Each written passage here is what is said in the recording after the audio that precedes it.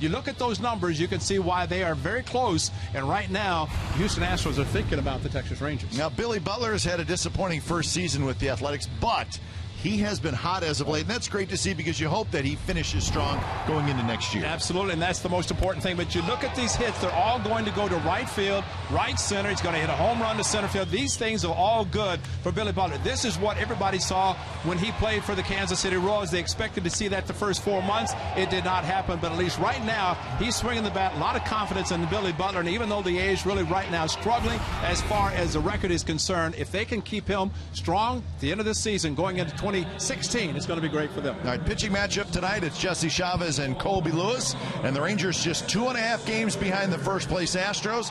Astros will play in Anaheim just a little bit later on this evening. So that is the setup for tonight's ball game here in Arlington. It's the A's and the Rangers. We'll have lineups and first pitch when we come back to Arlington.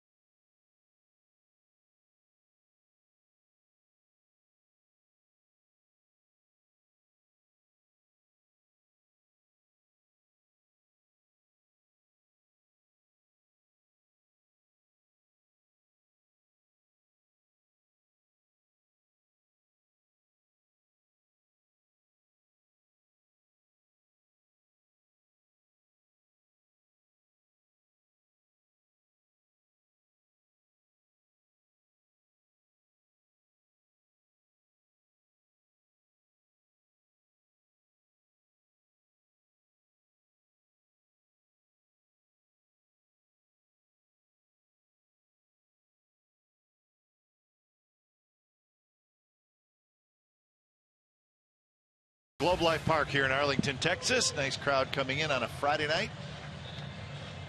Although maybe not as much as any other night. You got that high school football thing down here, Ray, and that cuts into the baseball crowd. That's just the way it is. We may not agree with it, but that's just the way it is. You notice the papers as well today. There was one page of baseball, about 10 of football, both nationally. I know Mickey Morbido, the A's director of team travel, as soon as he showed up today, Kelly Terrell, the visiting clubhouse manager, said, Kelly, got a football game on Sunday. We got a baseball game. He's already finding how to get out of here after the baseball game. Let's check the game time weather for tonight. It's presented by the Santa Cruz Beach Boardwalk. Get to the beach. The admission-free boardwalk is open this weekend. It's a nice night, 85 degrees, actually pretty pleasant. And whoever thought that it would actually be warmer in Oakland, in the Bay Area right now, than it is in Arlington, Texas, but that is the case. So it is a very nice night. Breezy as always here at the ballpark in Arlington. But the temperature 85. It's actually supposed to be a little bit cooler tomorrow. So we're fortunate with very comfortable weather down here in Texas this time of year. Let's look at the lineup tonight for the Athletics. A late addition, Sam Fuld, as Billy Burns was scratched about an hour ago. So Fuld will lead off and play center. Then Mark Canha's in left, Reddick in right. Valencia's at third. Laurie at second. A red-hot Billy Butler will DH. Max Muncy gets a start at first base. Josh Fegley will catch. And Eric Sogard is going to play shortstop tonight. And the veteran Kobe Lewis on the mound for the Rangers. And the one thing he has said, I love pitching against the A's. Of course, he pitched for the A's at one time, but he has had a lot of success against the Athletics. 9 wins overall. Think about Kobe Lewis. He is not overpowering. But the one thing you have to realize as a hitter, anytime there's a fastball count, do not expect to get a fastball. He'll throw a slider, a curveball, changeup, take something off his fastball, which tops out in the upper 80s, but he knows how to pitch. And right now, he's trying to get back on a winning track. Cap, as you mentioned, he's struggled a little bit lately, and those numbers show it. Defensively for the Rangers, Joey Gallo plays left field. Delino to Shields in center. Shin Soo Choo is in right. And Beltre, Andrus, Odor, and Moreland, a good infield. And Chris Jimenez is your catcher tonight. So Colby Lewis has wrapped up his warm-up tosses, and we are ready to roll the first of 3 from Arlington, Texas. So Sam Fuld steps in.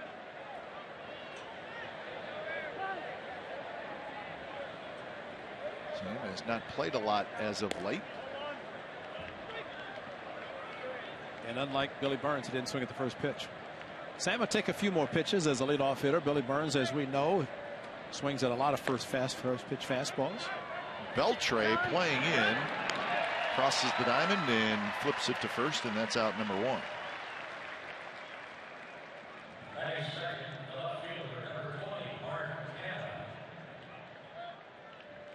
It was a big meeting around the mound. All 5 infielders are 4 plus a pitcher, but all going back to their positions. Almost looked like something happened to Kobe Lewis, but cutting across the infield was Adrian Beltre, the Gold Glove third baseman, handled it rather easily. Umpires tonight, that's Hunter Wendelstedt, who is the crew chief, and he's calling balls and strikes. Hudson, Rackley, and Davidson round out the umpiring crew. But Ray, we should pass on Billy Burns, just a little bit of a tight hamstring, not serious, and he was in the original lineup, but just a little precautionary night off for Billy Burns. And we know that Billy relies on his legs, whether it's hitting, running the bases, playing the outfield, and rather than take a chance, especially with a hamstring, that is a very tough injury to have, especially for somebody who uses their legs a lot. Canha out in front, hits it toward left. Gallo with a nice running play, and that's out number 2. Played by Joey Gallo in left field. Canha was out in front. He kind of hooked it. I think Canha's looking out and saying, where was he playing to be able to get to the ball, because he hit it off the end of the bat and it was hooking, but Gallo playing shallow. Typically, the ball does not carry well to left field here at the ballpark, now called Globe Life Park, but flags usually blow from left to right, knocking down fly balls left field, so really it allows the left fielder to play shallow, which Gallo is. So 2 outs for Reddick. First pitch to Reddick is a bit high. 274 for Josh, 16 homers, 68 RBIs. He's had a good year against the Rangers. He's 14 for 32 with 3 homers and 15 RBIs against Texas this year. So he likes hitting down here. Slaps this one to left field. More action for Gallo, and Gallo runs it down. So it's a 3-up, 3-down inning for Colby Lewis. He needed just 7 pitches. Bottom of the first coming up.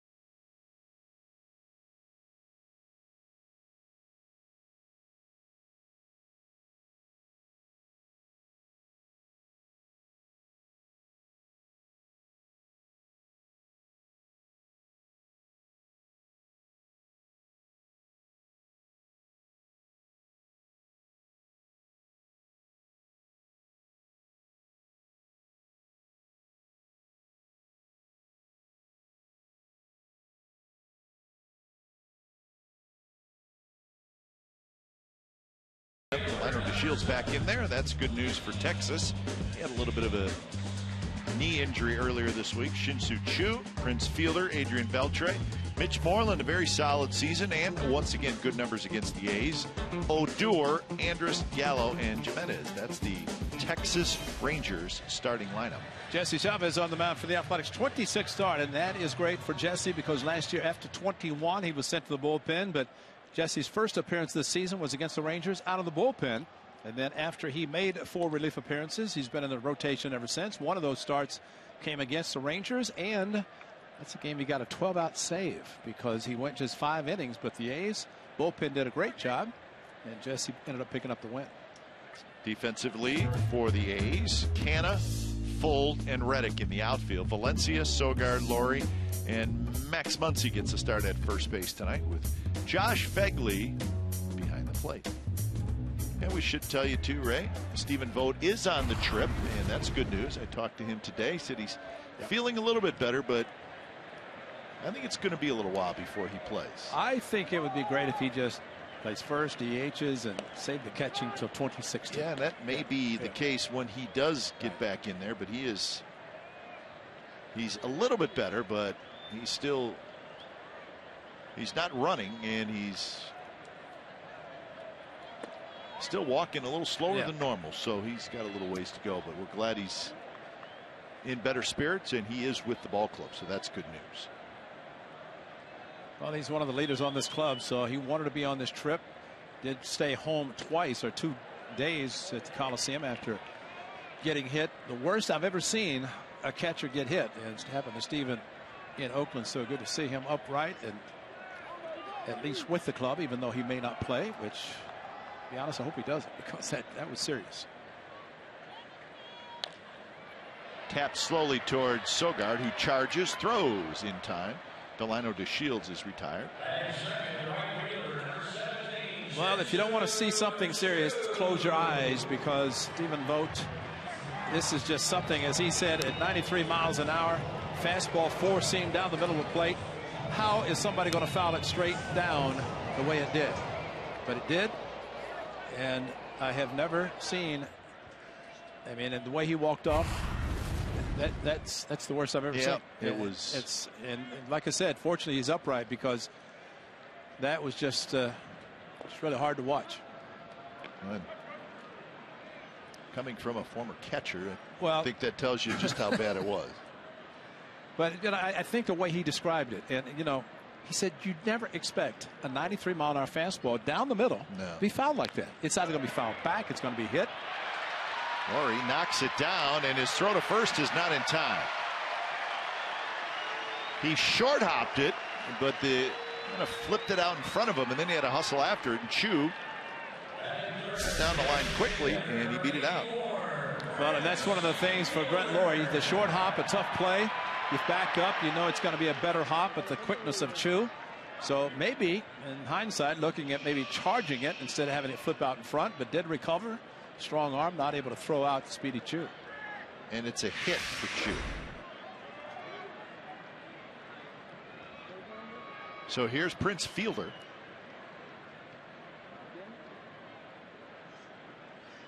Fielder DHing, hitting .308, 18 home runs and 73 RBIs. So Prince Fielder having a good season, but he has slowed down some. Boy, he was hot earlier this year. His average way up in the 340s. Still .308 though, 8th best in the American League.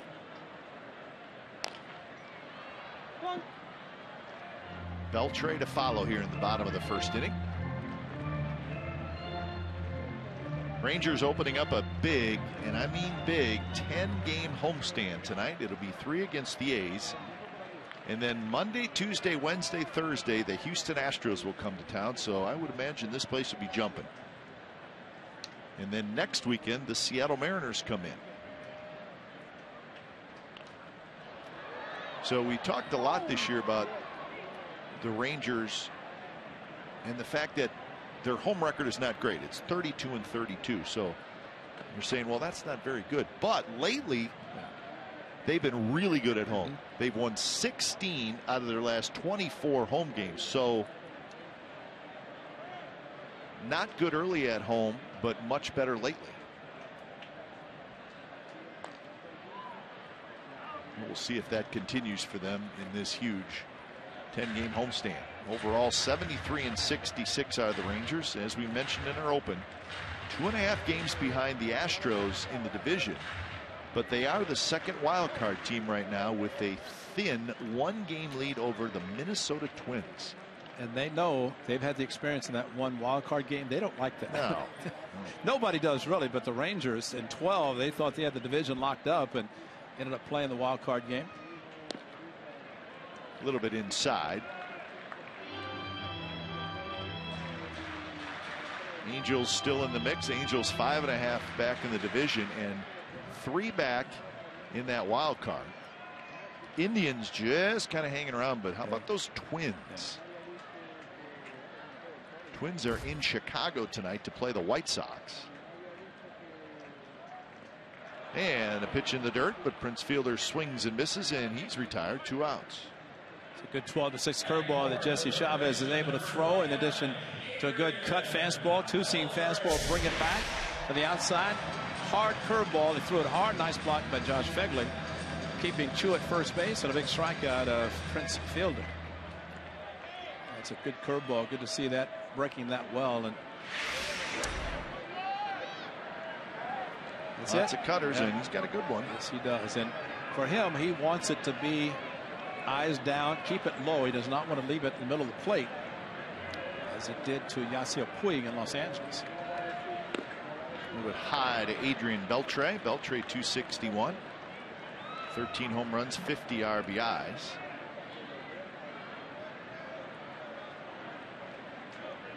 Beltre playing in his 121st game, so he's missed a little bit of time this year due to injury.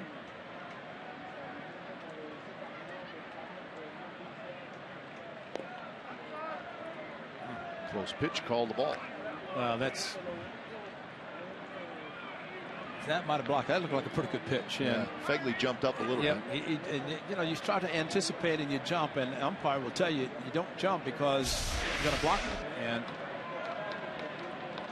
maybe just enough, but I don't know. It's tough sometimes for an umpire to call it a strike when that looked like a pretty good pitch. And if Chu runs, Phegley's going to throw him out at second. He needs to have a better chance there. As far as pickoffs at first, his arm and his reputation of throwing really has followed him around the league, so clubs know that he throws extremely well. 2-0 pitch right in there, first strike. Beltre taking all the way. Good fastball, and Beltre for some reason took it all the way, which is surprising. Seeing him swing 3-0, but to take a 2-0 fastball, a little surprising.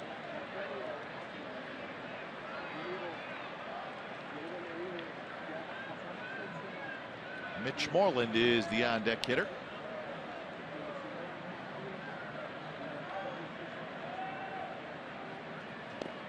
Another strike, and it's 2-2.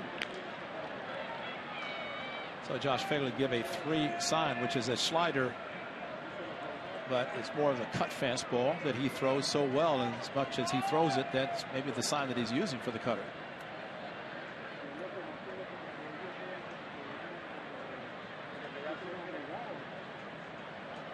And there's a line drive and a base hit to left field. So first and second, 2 outs for Mitch Moreland.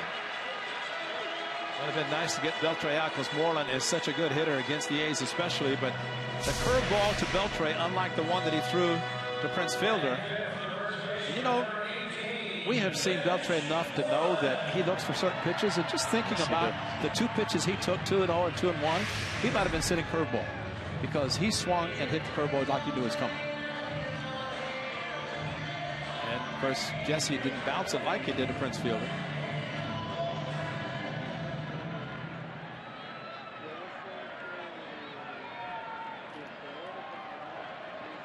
Moreland 289, 19 home runs, 69 RBIs. Good season for Mitch Moreland.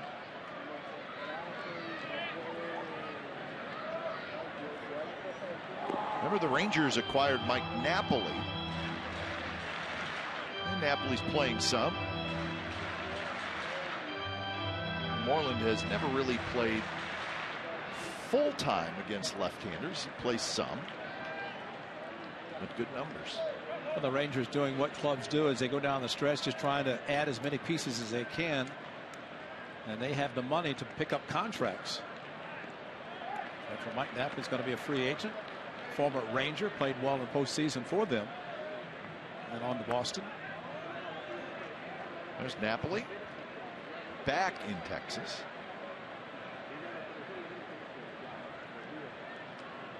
They've got a pretty good lineup on the bench because they've got a very good bench, both righties and lefties. And there's a line drive headed for the right field corner. Chu's going to score. Here comes Beltre, and they're waving him home. Going to be a play at the plate. Laurie Stroh is late. 2-0 Texas.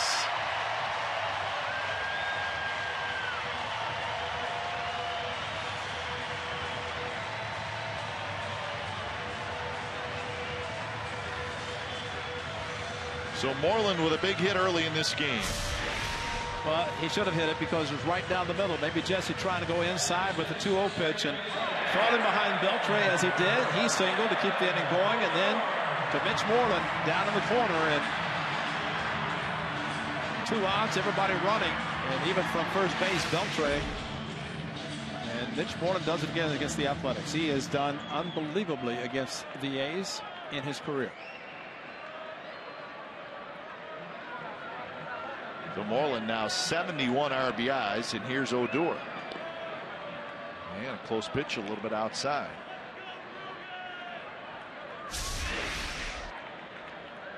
Chu was going to score easily as Beltre from first that was being sent. And with the ball down in the corner with 2 outs, he is able to start moving, and still at his age approaching 40, still runs well. And that one's drilled toward left center field. Can't on the move. Nobody's going to get it. All the way to the wall, and Odor with an RBI double, and the Rangers lead 3-0.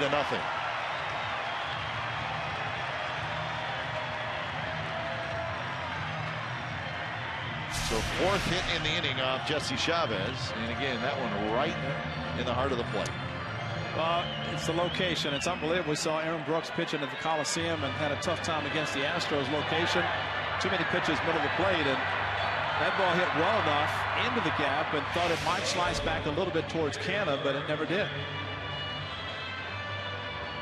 So here's Elvis Andrus. So Jesse Chavez getting knocked around early, and in Jesse's last start against Seattle, he went just 2 innings, and that was the shortest outing of his career as a starter. So it has been a struggle for him. Last 13 starts, an ERA of 5.75. And all this happening with 2 outs. He struck out Prince Fielder with Chu on first, and all of a sudden single, double, and the A's are down 3-0. All runs scoring with 2 outs. So Andrus steps in, hitting .256, 6 home runs, 51 RBIs. First pitch is a strike. So the Rangers, who were shut out in back-to-back games by the Mariners, and so that, what, 18 innings or whatever it was, yeah. now is gone in their favor. And I forgot about that.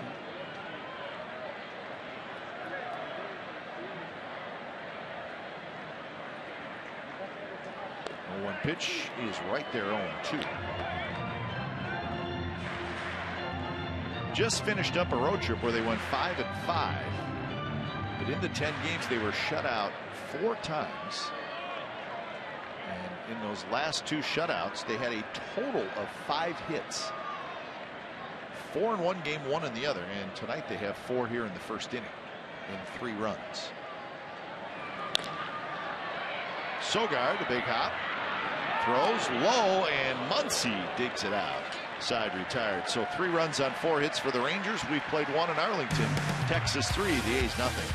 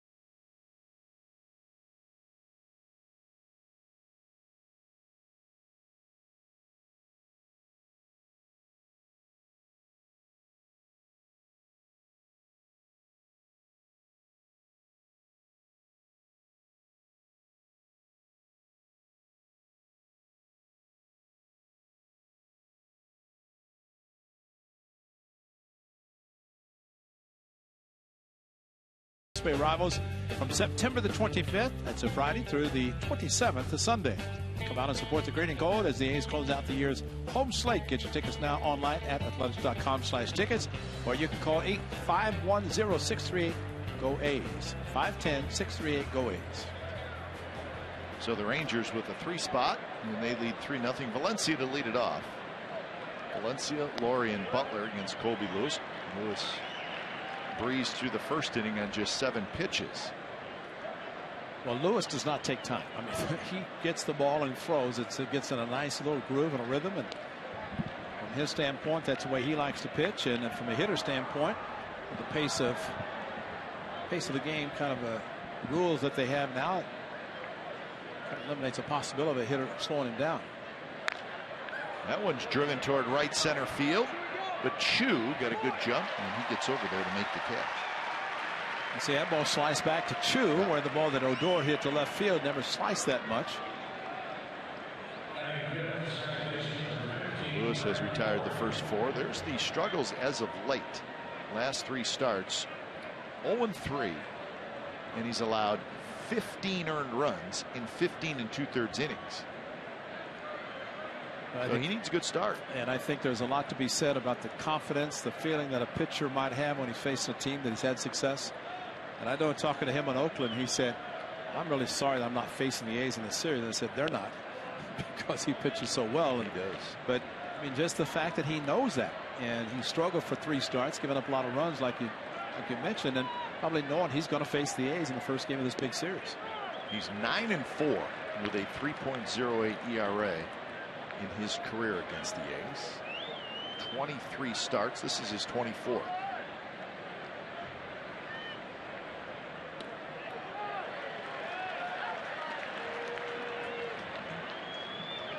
His starts this year, a win and 2 no decisions. And the A's are featuring a different pitcher in the 4th start. Line drive towards center. The Shields is right there, so a hard hit ball by Laurie, but that's out number 2.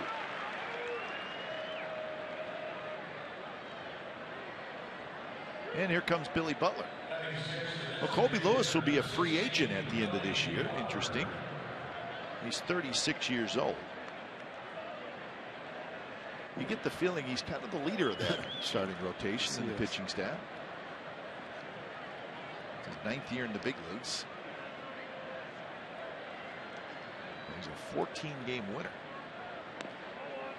Well, he started his career with the Rangers and then bounced around quite a bit. But then when he came back to Texas, that's when he really kind of put it all together, and he's become a pretty good starter for them. This is his 5th year since coming back and being a full-time part of the Rangers rotation.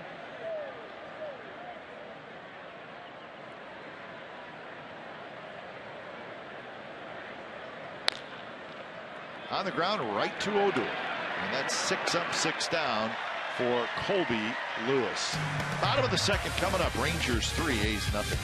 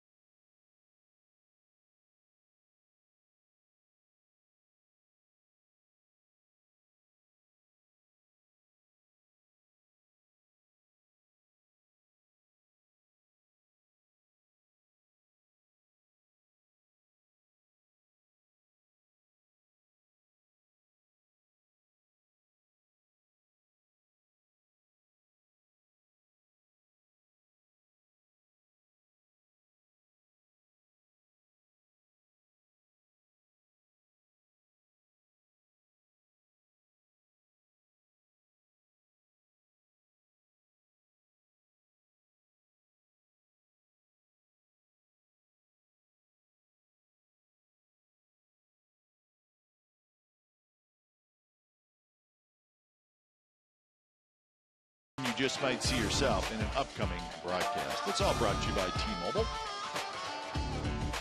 Globe Life Park in Arlington. Globe Life Park has some of the biggest concourses of any stadium in baseball. They are huge. They can handle large crowds in this ballpark. Chuck Morgan, the longtime public address announcer, is going to, of course, he's in charge of their Diamond Vision, all the things. They want to add some things. And, you know, you think about it, the people in right field can't see the Diamond Vision. It's above right field. And so there's some talk about maybe adding one to left field like it had at the Coliseum, so fans on both sides of the stadium can see. Just thinking, you look at right field, any great play happens, you can't watch it on Diamond Vision. There he is, the announcer, Chuck Morgan, studying his script. What he's going to say next. Well, he's professional, Chuck. Canna has it, and that's out number one. Just listen to the. Chuck Morgan's good.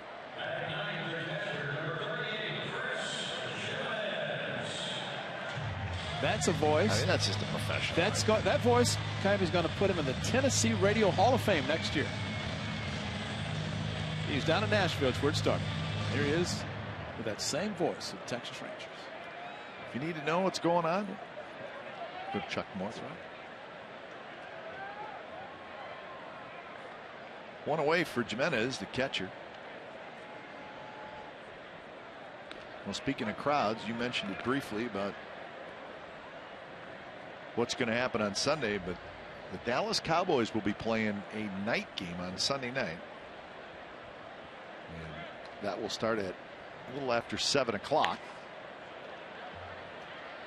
So to say that there will be a lot of traffic in this area would be an understatement. Our game starts at 2 o'clock local time, and the football game right there starts at 7 o'clock. And what's that, hold over 100? Yeah.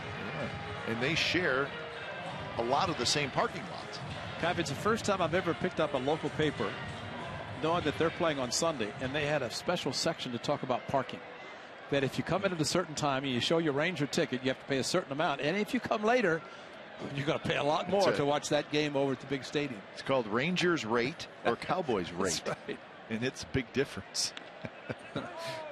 So it should be interesting on Sunday, although it's not the first time it's ever happened. Yeah. So we'll be heading out of here to the airport. Well, hopefully maybe an hour before that football game starts, so people will be heading into the game. Cowboys and Giants. So there's Friday night high school, Saturday college, Sunday pro. So these are diehard Rangers fans who are out here tonight. That's right. Or you could do the baseball football doubleheader on Sunday. That wouldn't be a bad idea. 1-1 to the leadoff man, to Shields, who grounded out to short in the first. I think there's sometimes a pitcher can go back in the dugout after a tough inning and make some adjustments mentally and also talk to his catcher. But then you start thinking, what happened in the one inning in which he gave up the 3 runs, put himself in a hole, trying to get through this inning 1, 2, 3 after a 3-run first. Good curveball there, and he gets to Shields, and that's a good inning for Jesse Chavez. So we're through 2, and we're headed to the 3rd. Rangers 3, Athletics nothing.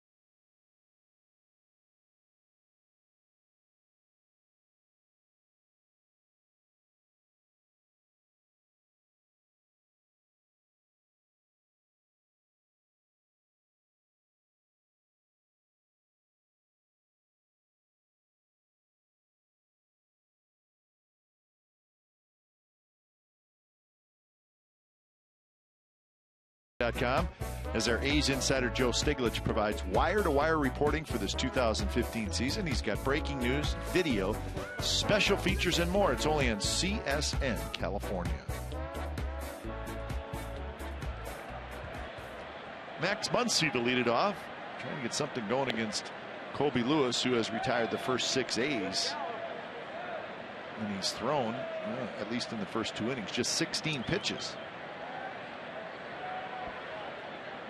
Muncy, Fegley, and Sogard.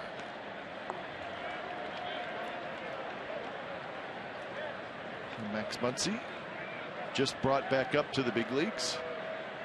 He's been up and down this year. This is his 4th stint with the Athletics. Well, his mom and dad have been following him around quite a bit. They don't know where to go, but they do know that they're home because he grew up about 10 to 15 miles from here. And when the A's were here, remember the big comeback they had against the Rangers, going with 7 in 1 inning. And Max Muncy had a huge at bat against the lefty to keep the inning going before Brett Lawrie hit the double down the right field line.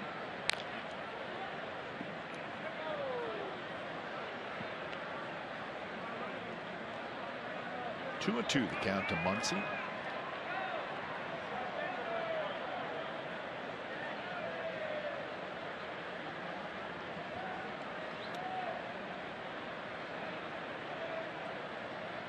Shift is on for Muncy. Rips that one foul off the facing of the Rangers dugout.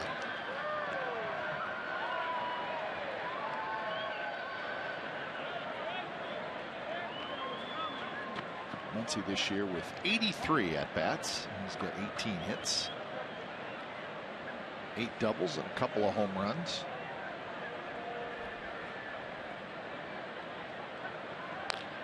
Grounded right to Moreland, who scoops it up. And Muncy's out, 1 away. Welcome to the big leagues with 3 on the right side. Big shift for Max Muncy.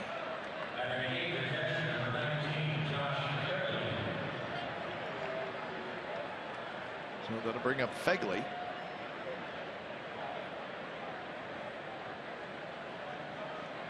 So interesting note on Colby Lewis. 20.8% of his pitches are put in play. Not many swing and misses. So a lot of swing and misses. Well, in the 3 starts this year, total of 18 innings, total of 10 strikeouts. That's it. Kind of mixture of ground ball and fly ball outs, about the same both sides. Odor, the second baseman, calls everybody off, and Odor makes the catch. So 2 away. Kind of a casual approach on the ball, and wind blows here. And once the wind blows, you really have to try to get under the ball and then make the play. But he kind of drifted on it and ended up making the play. But see, all the flags have staff. Of course, this the 14th year since tragic, horrible events of 9/11, and that's throughout the stadium. And you notice how those flags right there are up higher than those flags we were showing at the beginning of that shot, and they're whipping a little bit stronger than the ones that are a little bit lower. So way up top, it is very windy.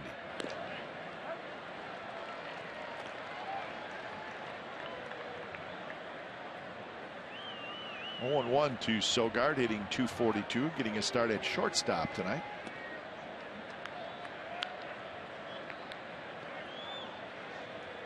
It's hard to believe what happened. 9/11 has been 14 years ago.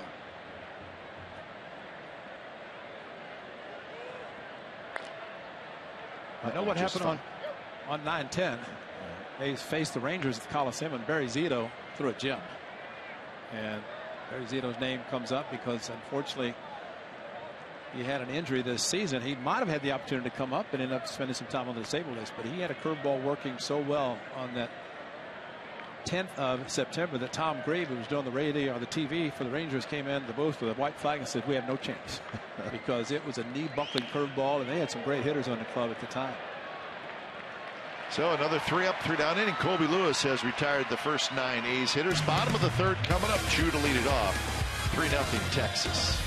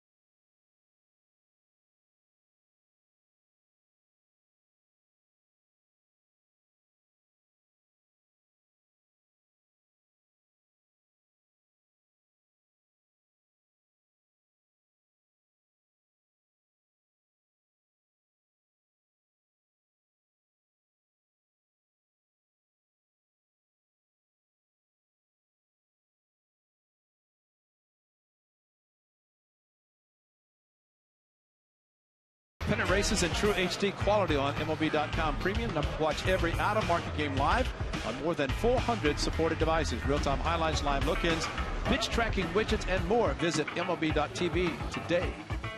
What's that called, Kite? It's the boomstick, named after former Ranger Nelson Cruz. How much is the boomstick again?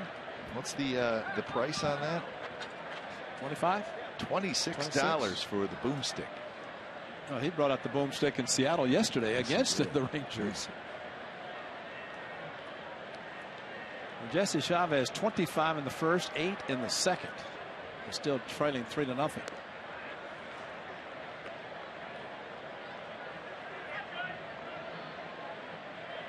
Want to know the count to Chu, who had a base hit and scored a run in the first. A big series going on in New York between the Blue Jays and the Yankees. Of course, they're battling for the top spot in the AL East. They got rained out last night. They're playing tonight, and then they will have a doubleheader tomorrow. So should be quite a scene at Yankee Stadium. But right now, maybe we shouldn't be surprised. Blue Jays 8, Yankees 1 in the 4th inning.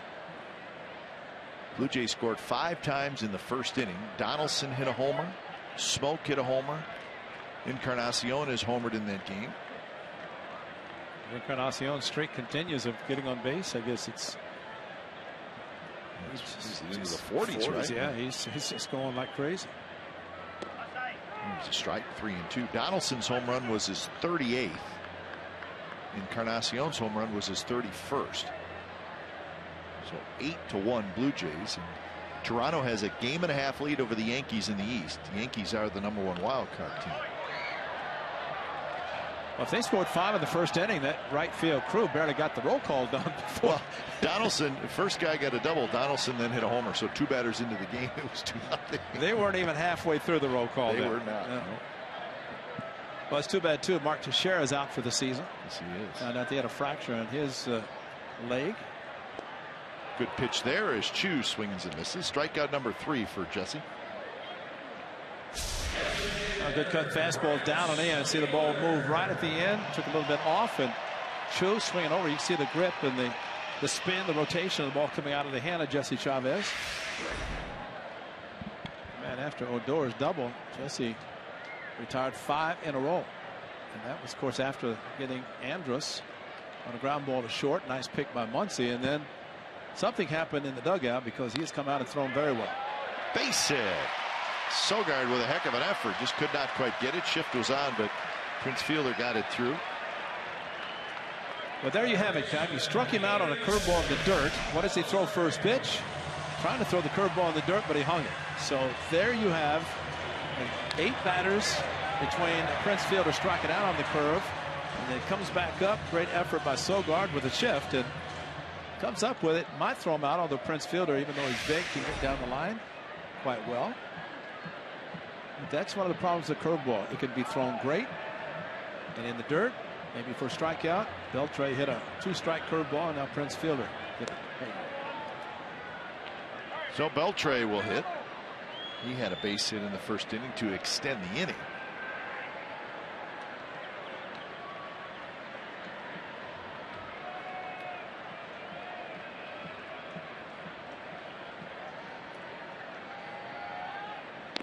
Yeah, so Mark Teixeira out for the year for the Yankees, and he had 31 home runs, and most people will tell you that he was clearly the Yankees' best player this year. Yes, he was. So that will be a tough loss for the Yankees.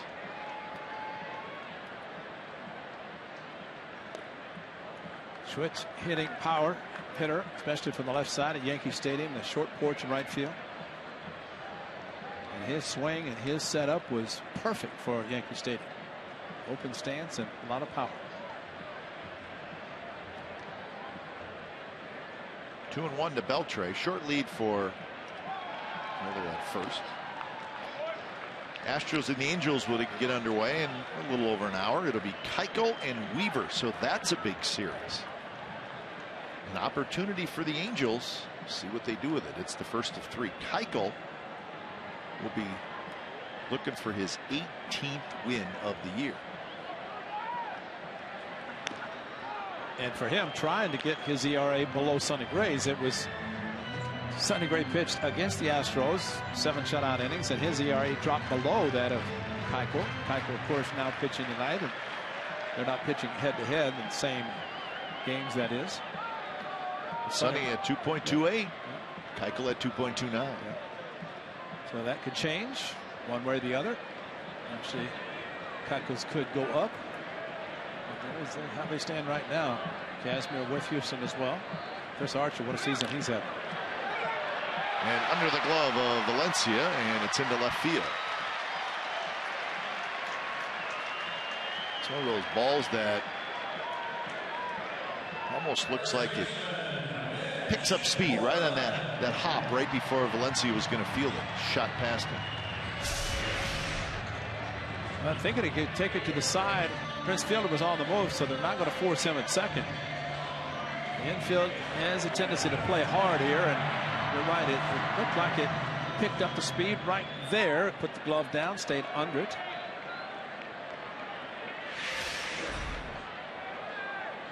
So it's a hit, and that's 6 hits now for the Rangers, and here's Moreland. Moreland had that 2-run double in the first.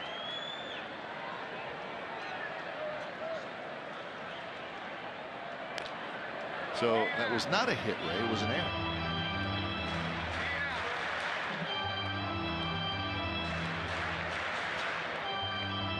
I thought I heard the PA in-house. Did he say hit? PA said error. I thought he said E5, to be honest. In-house. In-house, yeah, right. Because the scoreboard does not say hit. It does say hit. It does not say error. But I thought they announced error up here. Okay. So we'll wait on that. But what's announced in the press box, that's obviously the official call. It's coming right from the scorer.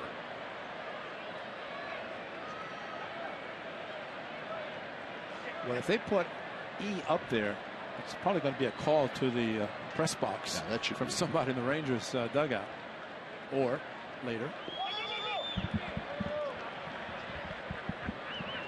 So 1-2 the count.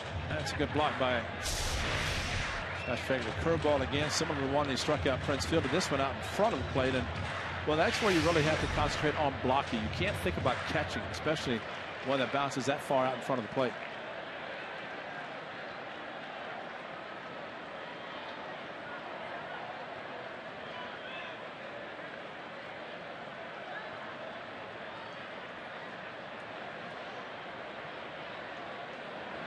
Pitch, good curveball, and he gets Moreland swinging. 4 strikeout for Jesse Chavez. Another good curveball. This is the one he wants to throw. He did bounce the one, but backed it up with another one, and it was after Moreland hit the fastball for a 2-run double first inning. Good curveball this time from Jesse, and that's where he wants to throw it. You know what happened too? That you pitch, you see a guy get under a little bit and kind of loops instead of on top and driving the ball down. You'd rather have the ball bounce than get that loop effect in a curveball where it stays up a little bit too much, becomes very hittable. Muncy on the backhand. He's going to hustle take it himself, and he does. Side retired. Couple of runners stranded. There was a hit, and they gave Valencia an error. 3-0 Rangers after 3.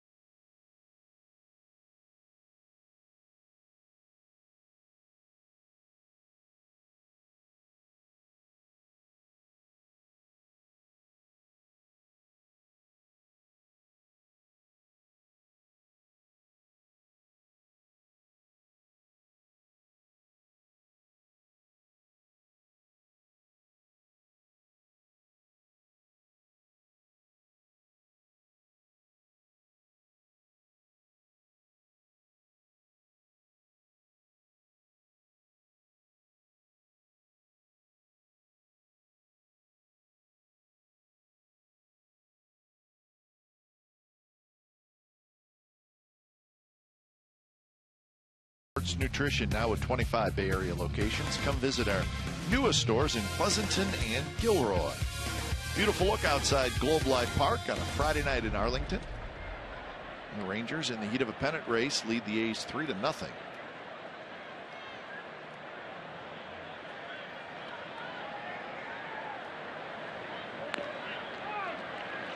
Rangers' last trip to the postseason was that wild card in 2012, which Ray mentioned, and the A's won the final 3 games of the season to overtake Texas. 91 wins in 2013, but then last year, worst record in the American League at 67 and 95, but they have bounced back. Well, Jeff Bannister became a first-year manager of the ball club that got healthy, and last year they definitely weren't healthy. They used so many players. So Sam Fuld strikes out, and here's our cold hard facts brought to you by Frostproof Coors Light. Looking at Mark Canha in his rookie ranks in the American League: most RBIs, second most doubles, third most runs, fifth most hits. So Mark Canha, he's not going to win the American League Rookie of the Year award, but he's going to get some votes. He's probably going to be in the top 4 or 5, and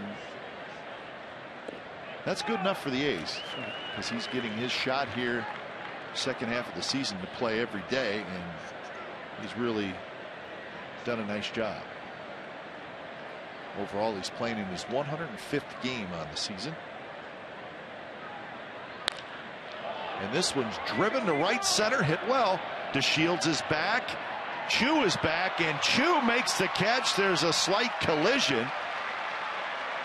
They're both still down. Now Chu is up, and so is DeShields. So sure, the Rangers dugout held their breath there for a moment, but they came together, and Chu made a nice play, and Canha is retired. Well, I figure ball hit by a right-hander, it's going to be slicing back more towards the right fielder. But you see the area, and at one time we could probably say that was a home run, but the jet stream is no longer there. And DeShields kind of looked at Chu, looked like it was going to be Chu's ball, and DeShields decided to go after it and flipped heels together. And actually, that was all it was just the heels making contact. So 2 outs, and here's Reddick. Reddick hit a fly ball to left field in the first.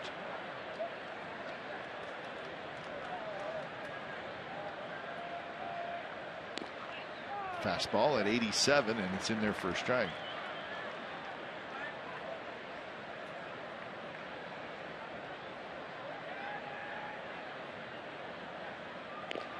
Another interesting note on Colby Lewis. Coming into this start, he was 25 innings away from getting to the 200 mark for the 3rd time. So after this start, he'll probably have 3 or 4 more starts.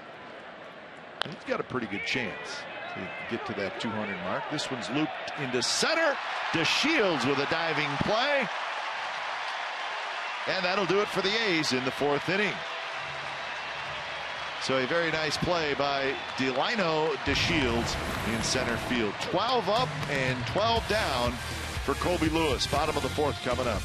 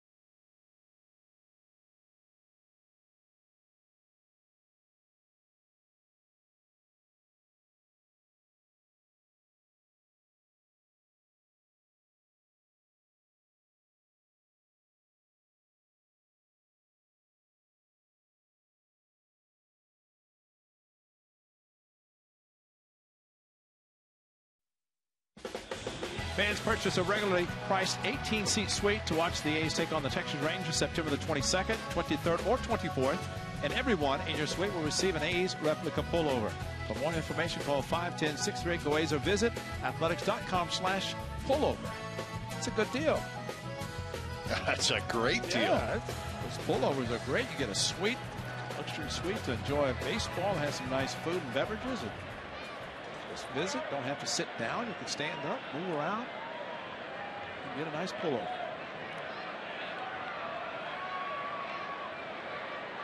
Bottom of the fourth, Elvis Andrus to lead it off, followed by Gallo and Jimenez. They still, up on the scoreboard, do not have that air up there. Scoreboard should probably make sure that they hear the official scores announcement before they put up hit or air. It actually has 6 hits, which would include that one, right? Yeah. If it was actually a hit. Rory charges, underhands to first. Andrus is retired. 1 out here in the bottom of the fourth. Yeah, I agree with you. And all it is pushing a button. And I guess maybe as long as that 6 stays up there and Beltre thinks he's gotten a hit, and the Rangers thinks he has a hit, there will be no calls to the press box. Exactly. And you know what? Danny Valencia thinks that it's a hit as well. Right. So I guess they're okay now, but they will not be happy when neither guy is going to be happy.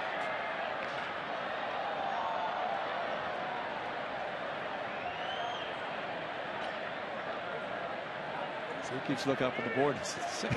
6 of those. Well, there you go. How about that one?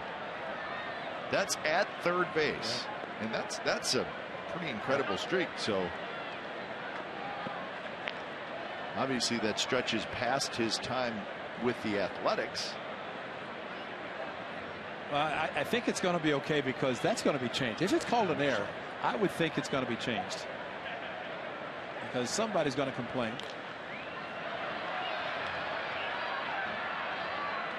1-2 to Gallo. We saw Joey Gallo when he first came up and how hard he swung at everything. Remember that? Yep. And I was amazed to read somewhere just recently, I guess he reached base for the first time after starting to count 0-2. Drew a walk, but he had not been able to get on base after starting 0-2. I think he finally walked. So Dave Magadan, the hitting coach of the Rangers, said that we have to teach him to get 2 strikes to kind of shorten the swing a little bit. Maybe not swing as violently. I don't think it's worked. It seems like he has, I'm guessing here, but he has as much power as probably anybody in the big leagues. That's right. So he probably doesn't even have to swing that hard. But he just lets it go. I mean, it is full steam on every swing. And that's a pretty good at bat there, though. He laid off a couple of breaking balls. Maybe Carlos Gomez has him beat slightly. Well, that's true. First walk issued by Jesse Chavez. So now it'll be Jimenez.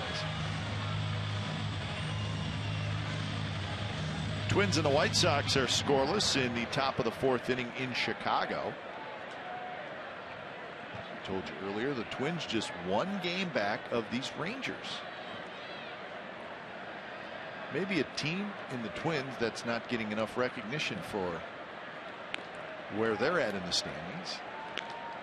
Well, and maybe Paul Malter, their first-year manager, likes that, and maybe just kind of below the radar, as they say, and just kind of quietly creep into the no division, because the Royals are going to run away with that. But the possibility of a wild card, that would be great for the Twins, who have struggled lately.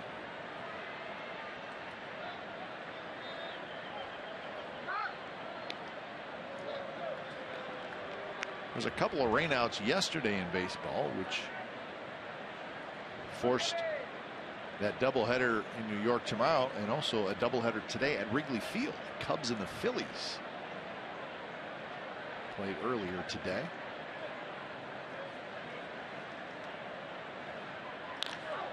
And under the glove of a diving Valencia. So a walk and a hit. 2 on, 1 out. Nothing's going to be easy for Jesse Chavez tonight. Typically, this infield is very hard. Jimenez hit it hard, and Valencia diving to his left.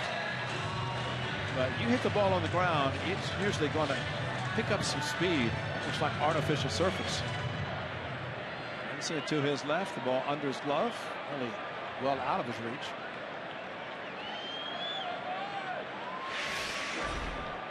So here's the top of the order, Delino to Shields.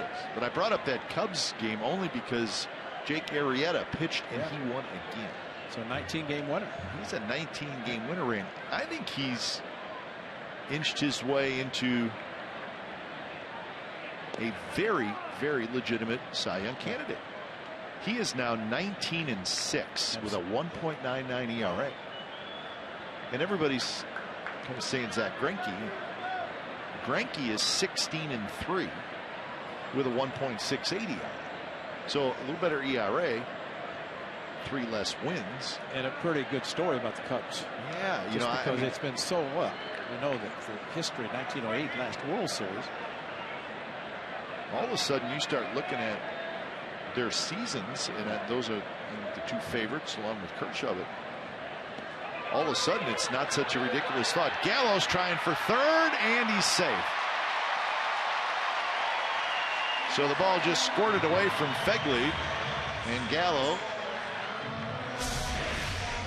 took a little chance, but he made it.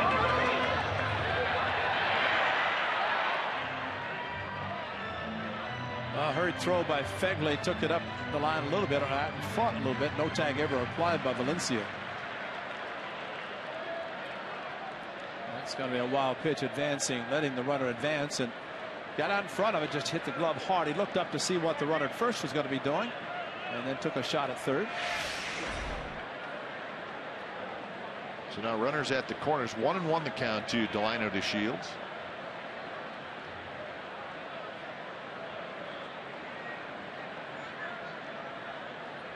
DeShields bunts it, and he bunts it foul. Okay. Safety squeeze. Yeah. Gallo really didn't break down the line until contact was made.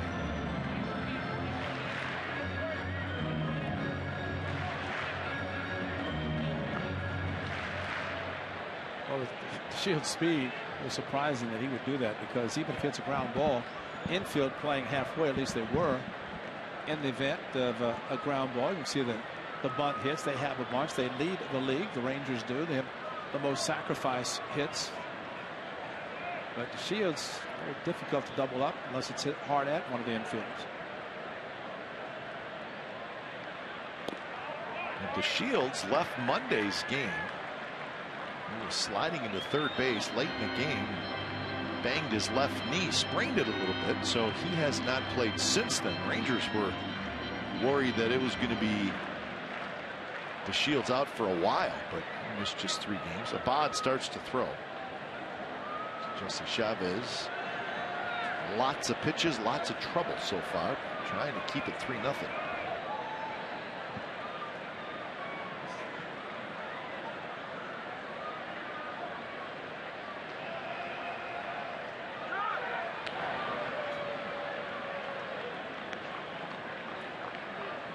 If you're talking about Jake Arrieta, yeah, I figure Cubs, all everybody wants to talk about is John Lester.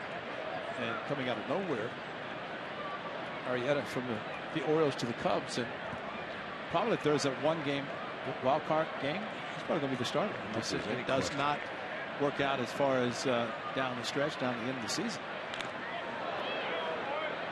Yeah, I think each and every time Arrieta takes the mound and does what he does, it becomes more apparent that he will pitch a wild card game. Wendell said off the mask after the glove, foul ball off the glove of Fegley. Never reached the glove off. Completely missed Fegley with the foul ball.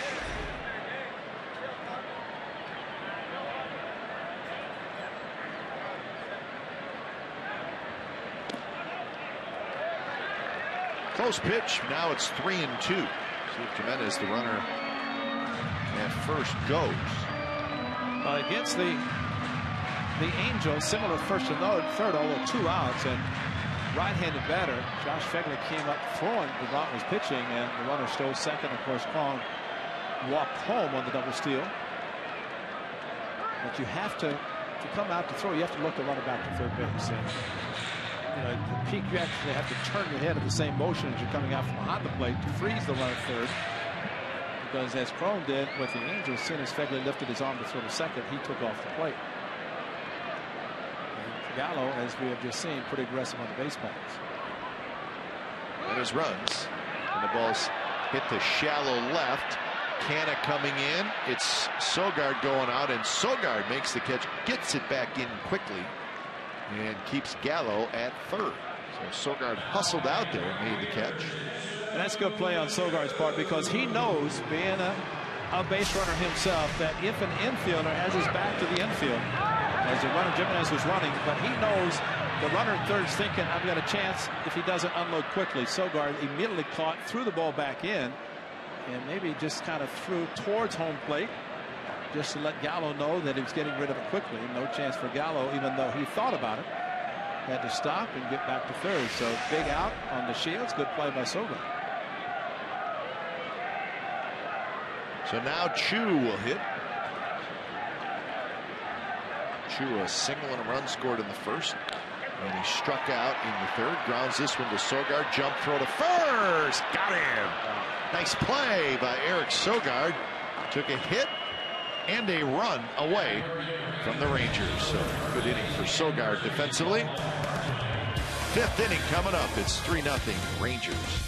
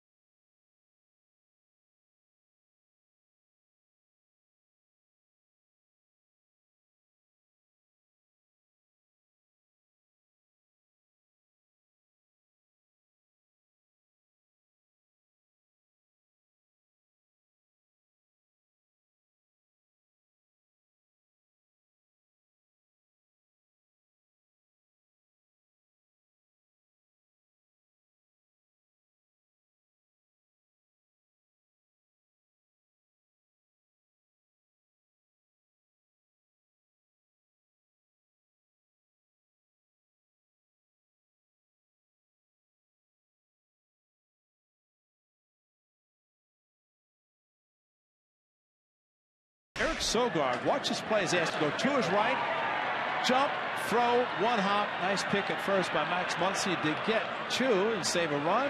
Chu is robbed of a hit. Great play by Eric Sogard, and mostly playing at second base, occasionally at short. And this a great play, bounced it out on the grass. Nice hop to Muncy. And that is their fourth right choice, and a good one for Eric Sogard. Defense, probably the biggest difference in AAA and the big leagues. The one thing, defense will frustrate hitters more than anything. Hey, they probably didn't put an error on the board cut. Yeah, but they didn't erase the hit. That's right? That's right.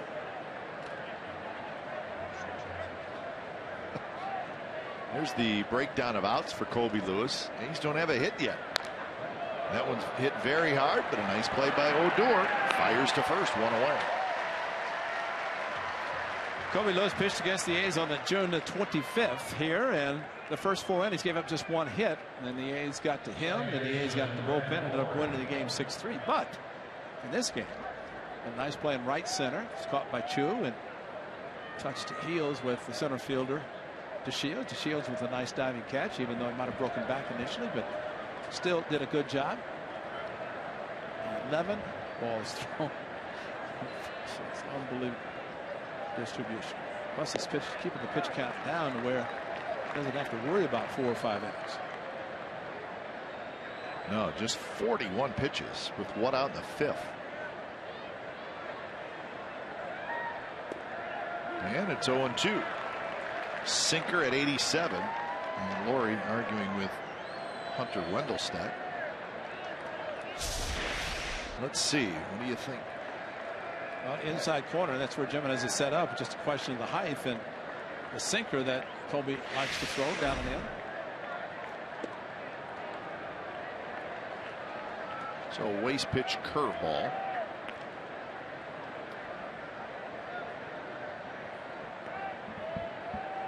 Well, Nolan Ryan pitched for the Rangers. Every time he pitched, you always thought about no-hitter. I don't know that Colby Lewis is in that category, that you come to the park thinking no-hitter, but not only no-hitter, but a perfect game so far. That was a hanger that should have been hit. But we have seen him enough where he gets in one of those grooves where he knows what he's going to throw. He works quickly.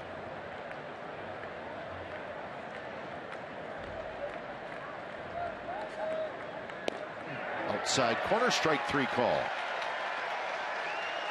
Second strikeout for Colby Lewis. 2 away here in the 5th. Painted the outside corner and freezing. Well, that maybe the pitch down and in that was called a strike got Laurie thinking about maybe another pitch inside. Instead, takes the pitch on the outside corner.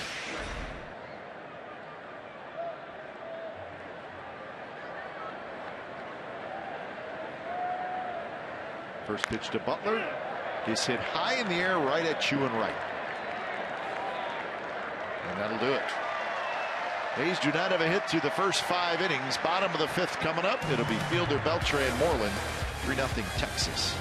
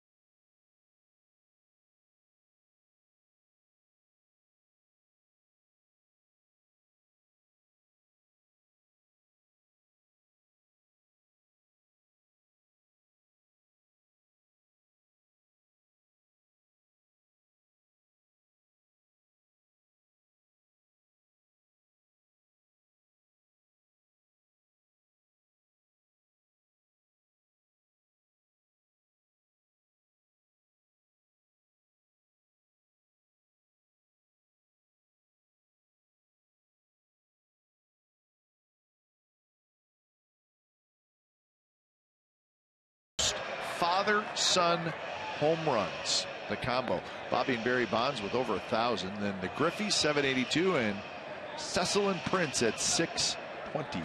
A lot of home runs there. There's Cecil Fielder, all the great years with the Tigers. Taking aim at the roof at Tiger Stadium, which he could realistically reach.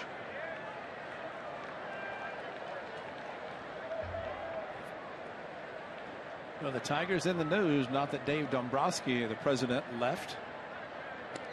Another leak seems to have come out about Brad Ausmus, the manager. Yeah, the Tigers denying that, but reports are that they will let Brad Ausmus go at the end of the year. I heard Terry Francona's comments, the manager of the Cleveland Indians, and I think he said it great.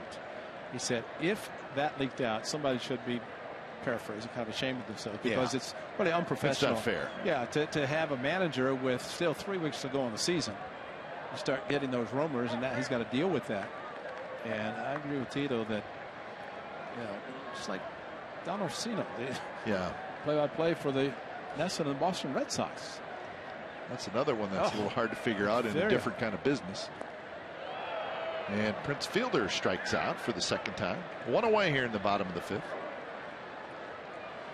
Well, he's gotten him twice with the curveballs. He also hung one for a base hit, but this one, like the first inning, a good breaker down. And Prince Fielder looked like he wanted to hit that over a roof, not Tiger Stadium, but maybe Globe Life. Those are big swings, and still say that Chris Davis just hit his 41st home run. Nobody in a while has hit 50, and Chris at 40, 41. But you got to have a lot of at bats where you don't have a chance to hit a home run. You got to do something else with your swing. I mean, just do the math, an everyday player. 40 home runs, you're a superstar, but you've got 500 plus more at bats, and you're going to swing that hard. I mean, that's the amazing thing. It's really like, I mean, if you hit a home run once every 15 at bats, that's a lot. Yeah, you're going to be that 40, 45 home run guy. But that's a whole lot of outs. That's a lot of outs. And especially, I mean, Prince Fielder, the way he just swung, nobody on base, that's one thing. But you come up in situations where you can do something fundamentally to help your team win. You could get a base hit to drive in a run, 2 strikes. And I think that's why in the Rangers on this last road trip, their batting average with runners in scoreboard position was horrible. And especially with 2 outs. So if you have big swings like that, you're not going to drive in a lot. 0-2 to Mitch Moreland. So the Rangers couldn't find that big hit a whole lot on their last road trip. But Moreland got a big one in the first inning tonight, a 2-run double with 2 outs in the very first. He struck out in the 3rd. He now has 71 RBIs. Jesse Chavez with Fernando Abad up a couple of innings ago was probably close to being out of the game, and here he's pitching very effectively in the 5th inning. And after the first inning of 4 hits, just a couple since then. One that might be changed later. And trying to get his second 3 up, 3 down inning.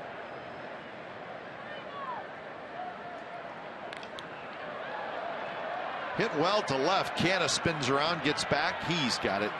And Jesse Chavez gets the 3 up, 3 down inning. 6th inning coming up. Rangers 3, A's nothing.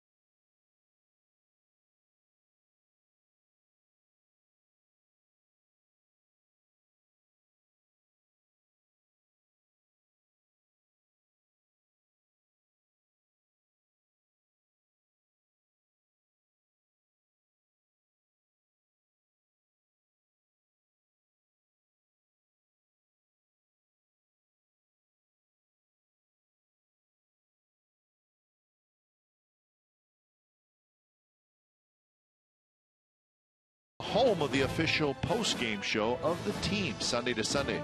The home of the authentic Raiders fan is CSN. Raiders at the Coliseum on Sunday, hosting the Cincinnati Bengals.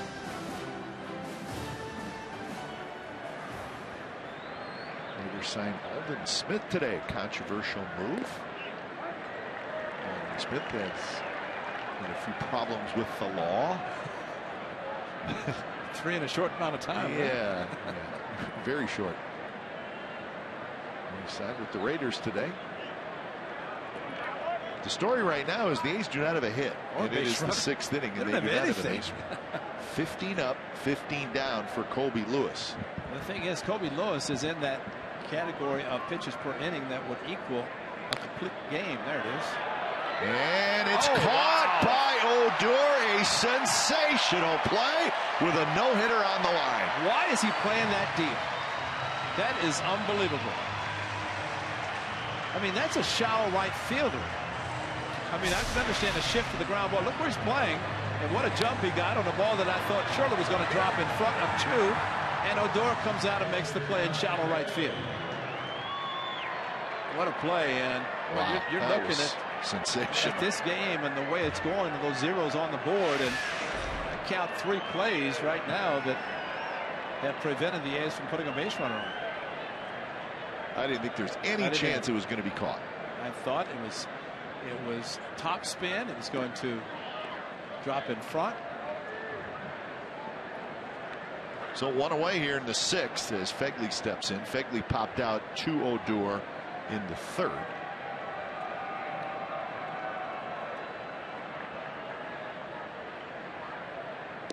Slider away.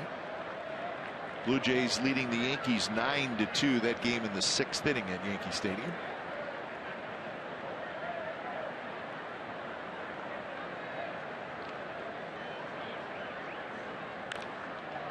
Way out in front is Fegley, and it's 2-1. Twins lead 1-0 in Chicago over the White Sox. So the Twins are watching this game closely, at least keeping an eye on the scoreboard. Well, they're starting to report there that Colby Lewis has a perfect game. You know, they see the score 3-0, but the sidebar of that whole thing. Now, see, if here's the question right here, Cup. You have a guy with a perfect game. He's got a count of 3-1. Does he want to try to keep the no-hitter? Does he want to keep the perfect game? Because he's going to throw something down the middle, maybe take a little bit off the pitch. There it is. And it was off the end of the bat as Fegley, he had a pretty good swing on it, but you could tell maybe he just pulled off a little bit. But like you said, maybe instead of 88 or 89, maybe it's 86. Exactly. And then it's off the end of the bat. Exactly right. He geared up for something he never got. So check this out. Lowest average fastball velocity this season. Colby Lewis is 2nd at 88 miles an hour. And you know what's funny is Burley, winner. Yeah. Colby Lewis, winner. Bartolo, winner. Yep. Hendricks. How about Bartolo had 30 consecutive scoreless innings ended last night. But you're right. But Colby Lewis, smart as he is, he threw a 3-1 86. Like you said, Fegley out in front as he was on the 2-0. Pulled it foul, but then gets the 3-1. And you just kind of throw the pitch not where a hitter is expecting, and you're going to get, I mean, they know the velocities, the hitters do.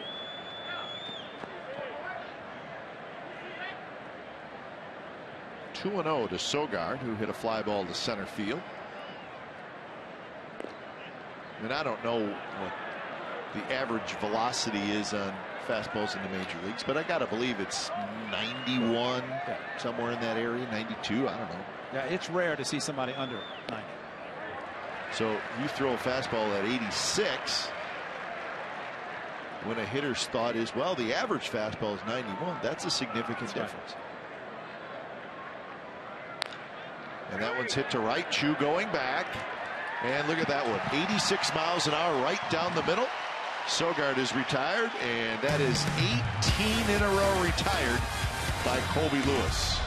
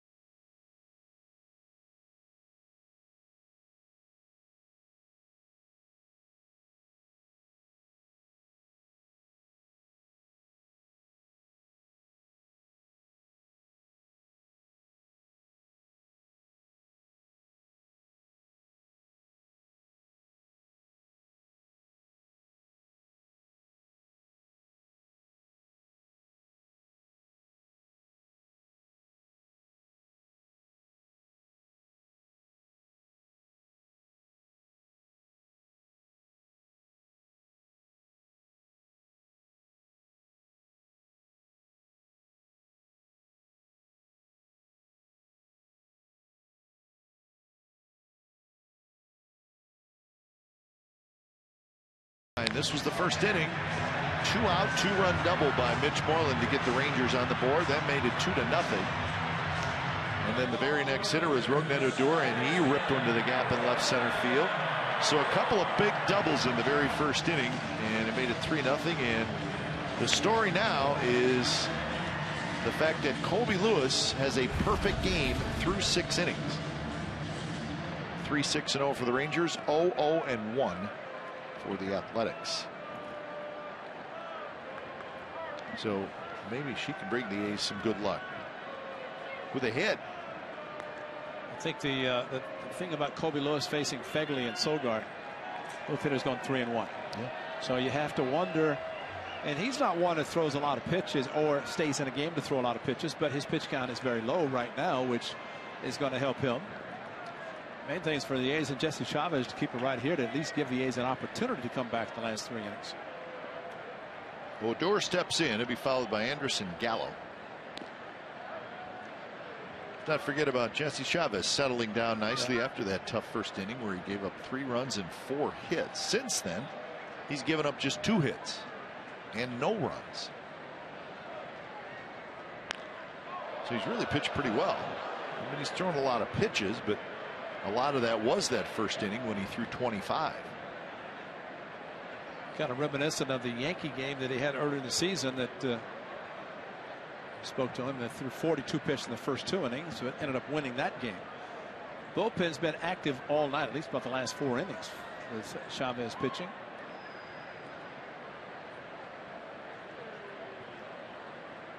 So Otero and Abad, righty and lefty, getting loose.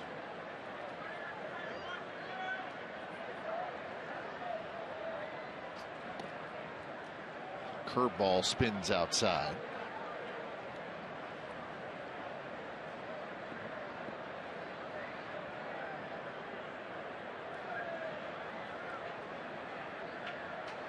Bentley sets up inside, and it's off the plate in 2-2.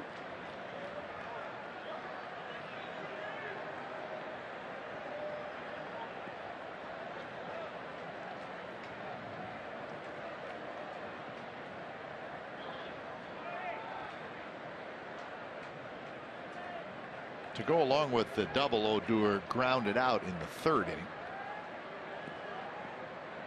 Jesse has liked his curveball to the lefties, and he's thrown it sharply and out of the strike zone for strikeouts. So the count is full to Oakland Odor.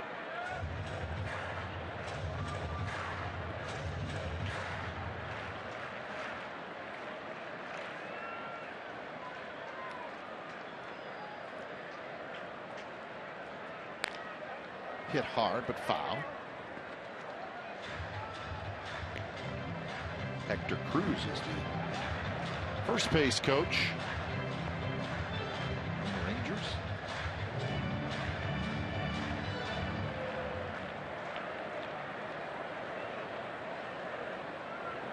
At least that's what it says. Of course, his jersey says Ortiz, unless I read it wrong, which is very possible. And I did. It's Hector Ortiz. I apologize to the Ortiz family.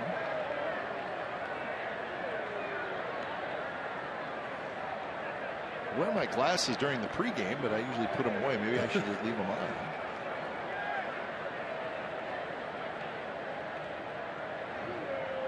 3-2 is hit off of Jesse Chavez. Fegley hustles to pick it up. He throws, and they got him. Now let's hope Jesse's okay.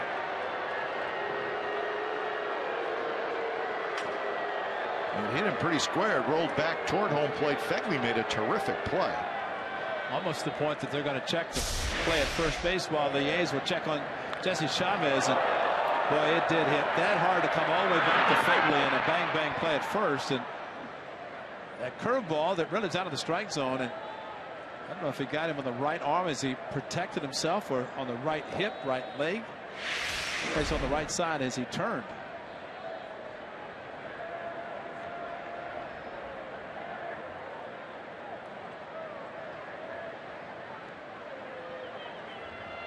He falls off the first base side. Watch the right side, and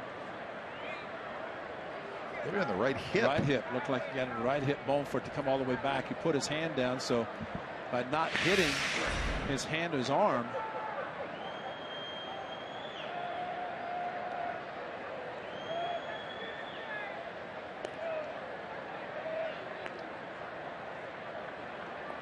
I think for Jesse to be able to make his 26th start, he's so proud of that after making his 21 last year. And it's a better shot. Check the right hip as he puts his arm up, pulls the hand back, put the glove up, but got it on the hip bone.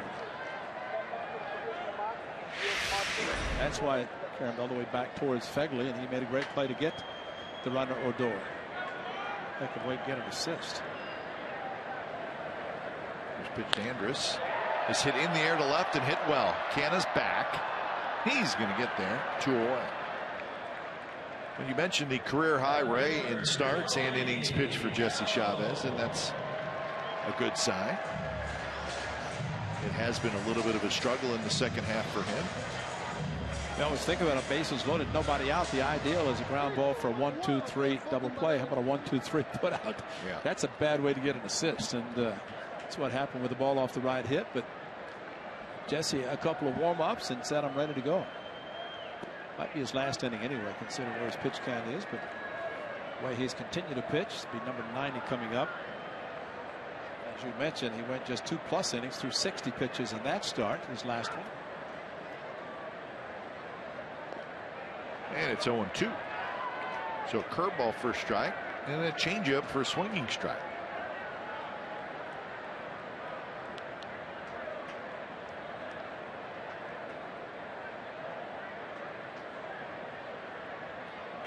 And another one. He backed up with another changeup, and on 3 pitches, Gallo strikes out. So that is 8 in a row retired by Jesse Chavez. 3-0 Rangers after 6.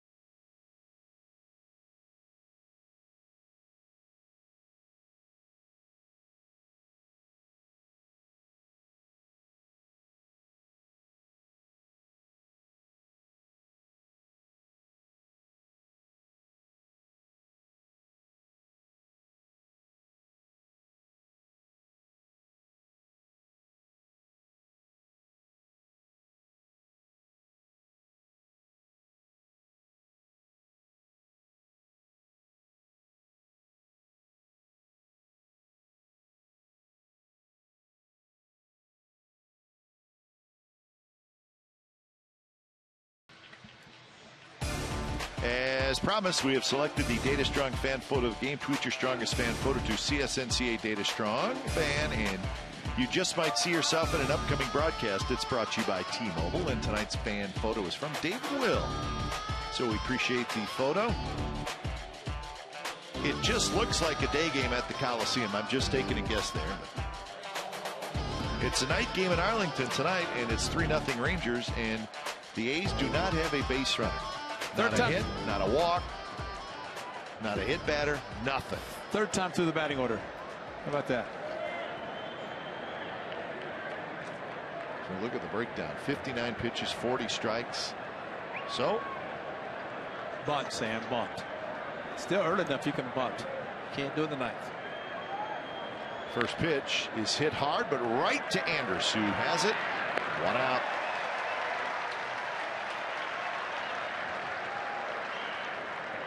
So there's been a couple of terrific defensive plays. A hard hit ball right there, but nothing to show for it. Will Venable, another trade acquisition from the Rangers. He is in the game now. He's a terrific outfielder, and he's in left field. So Joey Gallo is out. Venable is in, and here's Canha. Canha has lined out and hit a fly ball to right field.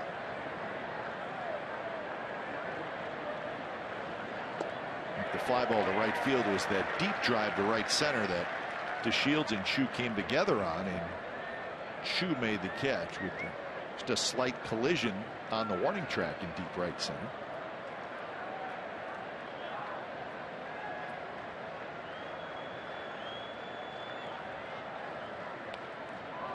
A sharp slider there by Lewis. Not that big overhand curve so much.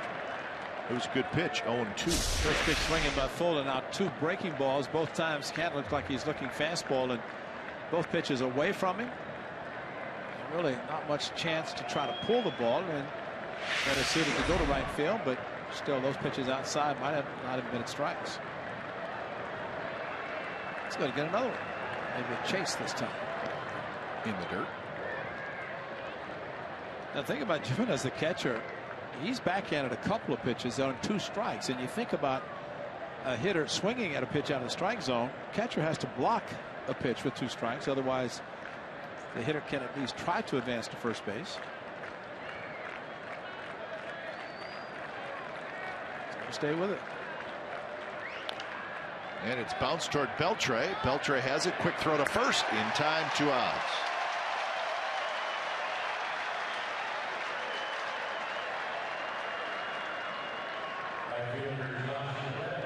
So here's Reddick. Rolled over on the slider. Got 4 sliders. Did Canha. Beltre very quickly unloading to first. No time here, and Beltre kind of knows the base runners, the hitters, and knows that Canha has good enough speed that he does hustle down the line. Colby Lewis has 2 strikeouts in the game. And that fastball misses high to Reddick. Well, the fact that he has been throwing strikes, keeping pitch count down, just a couple of 3-ball counts last inning. The lower part of the batting order. Just 66 pitches.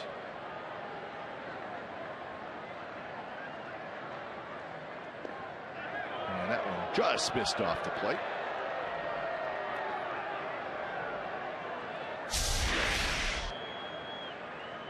Just that much tailing away. Reddick decided to take it or go to left field with a base hit. So now 3-1. Here you go, Ray. 86 miles an hour, right in there. Yep. He will not give he might throw a fastball, but it might not be the velocity you're looking for. There it is. And it's hit to left field. Playable for Venable. Back over. He's got it. So he did it again. And through 7 innings, Colby Lewis has not allowed a base runner. 3-0 Rangers.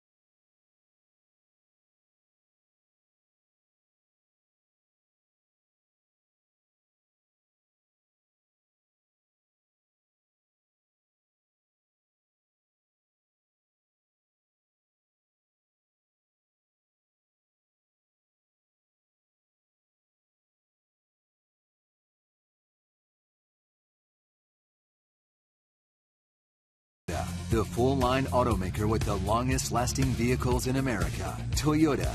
Let's go places. And by Xfinity, home of the most live sports.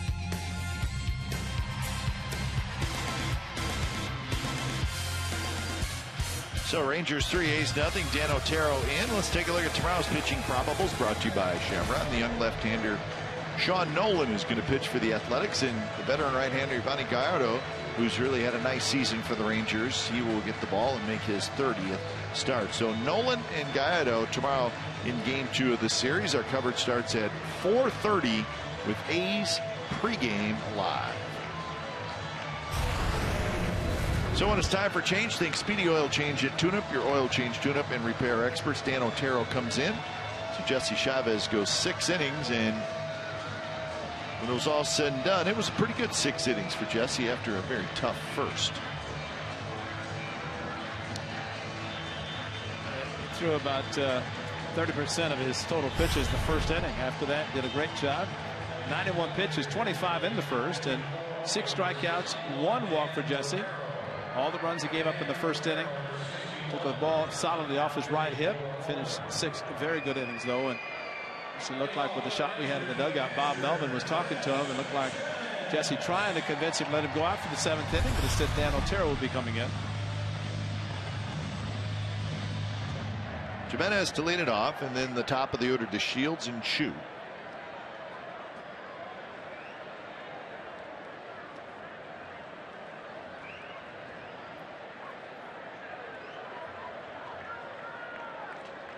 So the first pitch is a fastball a little outside.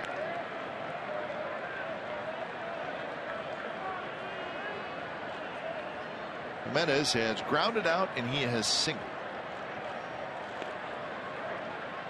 Robinson Chirinos, the regular catcher for Texas. Got some injuries in the catching department. Yes, they have. That's Jimenez, who was originally with the Athletics, at least at one time with the A's, gets a chance to catch.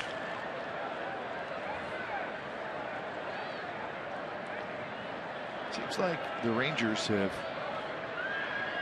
gone through a lot of catchers the last 4 or 5 years. Well, the one they have now, they brought back from Boston, who's playing first base, and that is Mike Napoli, who was catching for them, and he went to Toronto overnight. Was traded to the Rangers after the Angels traded him. Hooked into the corner, and that should be extra bases. Jimenez digging for second. It's a leadoff double. 7th hit for Texas. I tried to go down and in with a sinker, but the ball straight about thigh high, and there's hardly any stride, and hooked it down the left field line. But the elevator pitch, when he wanted to get the sinker down, it did not sink, and as a result, leadoff double.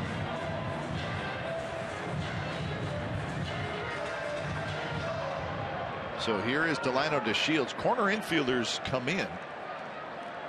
DeShields, a very good bunter. So that is a possibility.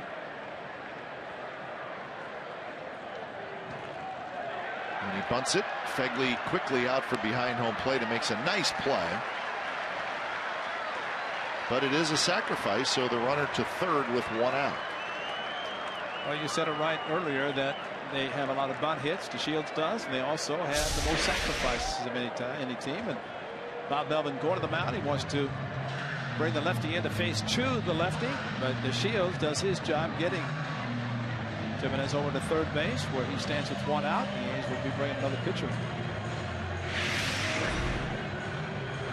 So Otero out, Abad in, and we'll be back 3-0 Rangers, and they're trying to add on here in the bottom of the 7th.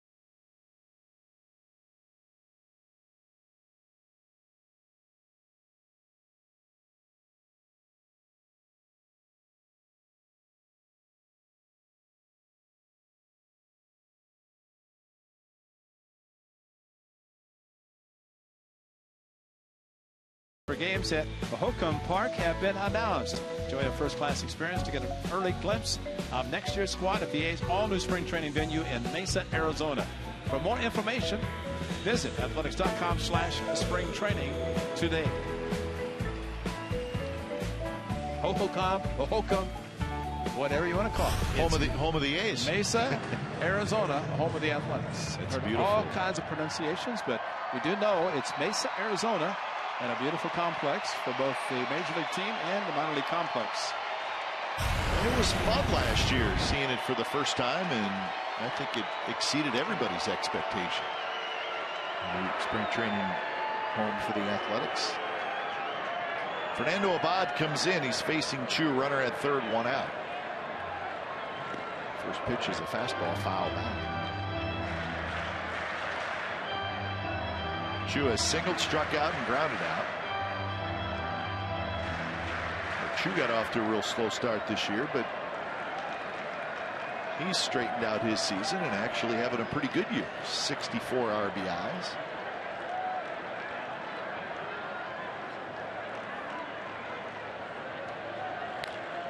Up the middle, base hit. Jimenez will trot in to score, and it's 4-0 Rangers. He waited on a breaking ball and just hit it right back up the middle.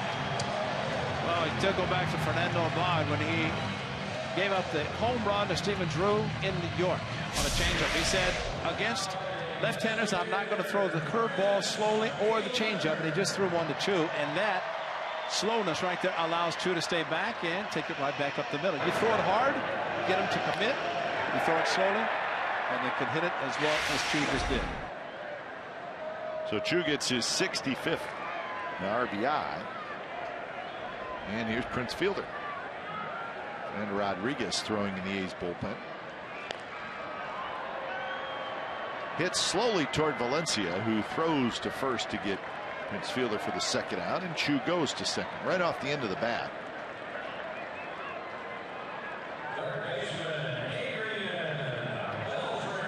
So Beltre steps in. They should be probably putting him on and take a chance with Moreland. That way you can keep the lefty Abad facing lefty. Either that or pitching carefully. It depends. Sometimes a manager will look to catcher and then point to his own head and say, basically think. Think about who's in the on-deck circle. Left-handed hitter. You have a right-handed hitter up as veteran. Melvin might just say forward, put him on. We'll see. And I pitched him. Now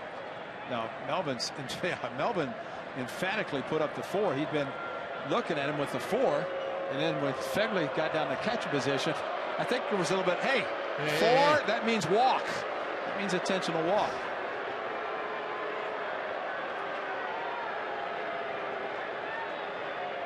Which is a percentage move. And Moreland has hit well, but you do have a chance with the alternating lefties and righties. Fielder left. Beltre right, Moreland left, and you can keep the lefty in after getting a 1 out. The runner in score position, and let him face Moreland the lefty.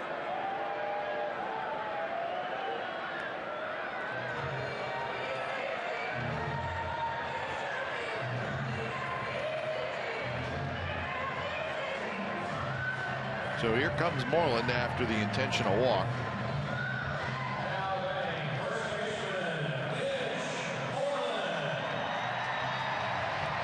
Two outs and a run in for the Rangers.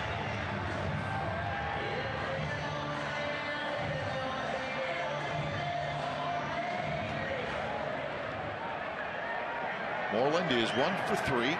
2-run double in the first. 0 for 5 against Abad in his career with 3 strikeouts.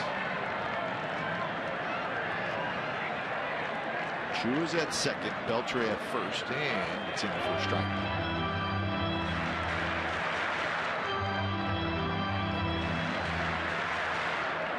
Blue Jays still leading the Yankees. It's now 11-5 in the 7th inning. Twins and the White Sox tied 2-2 in the 6th in Chicago. Beltre hits it just foul down the third baseline, but he broke his bat right off the end of the bat, so the chip of the bat came off. Oh, Moreland just barely made contact. All the splinters. Boy, Exmo shows those splinters effectively, man. That's probably one of the best shots you'll ever see with Exmo. And the only way to do that is you got to hit it right off the end. Yeah. Exmo's good. It's our new friend.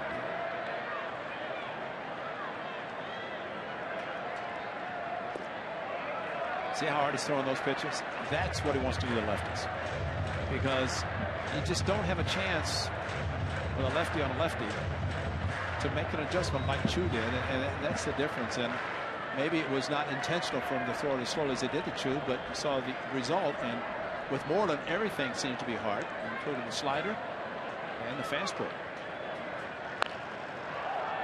That one hit slowly toward Laurie, and the side is retired. A run on a couple of hits, so we're headed to the 8th inning, and the Rangers lead 4-0.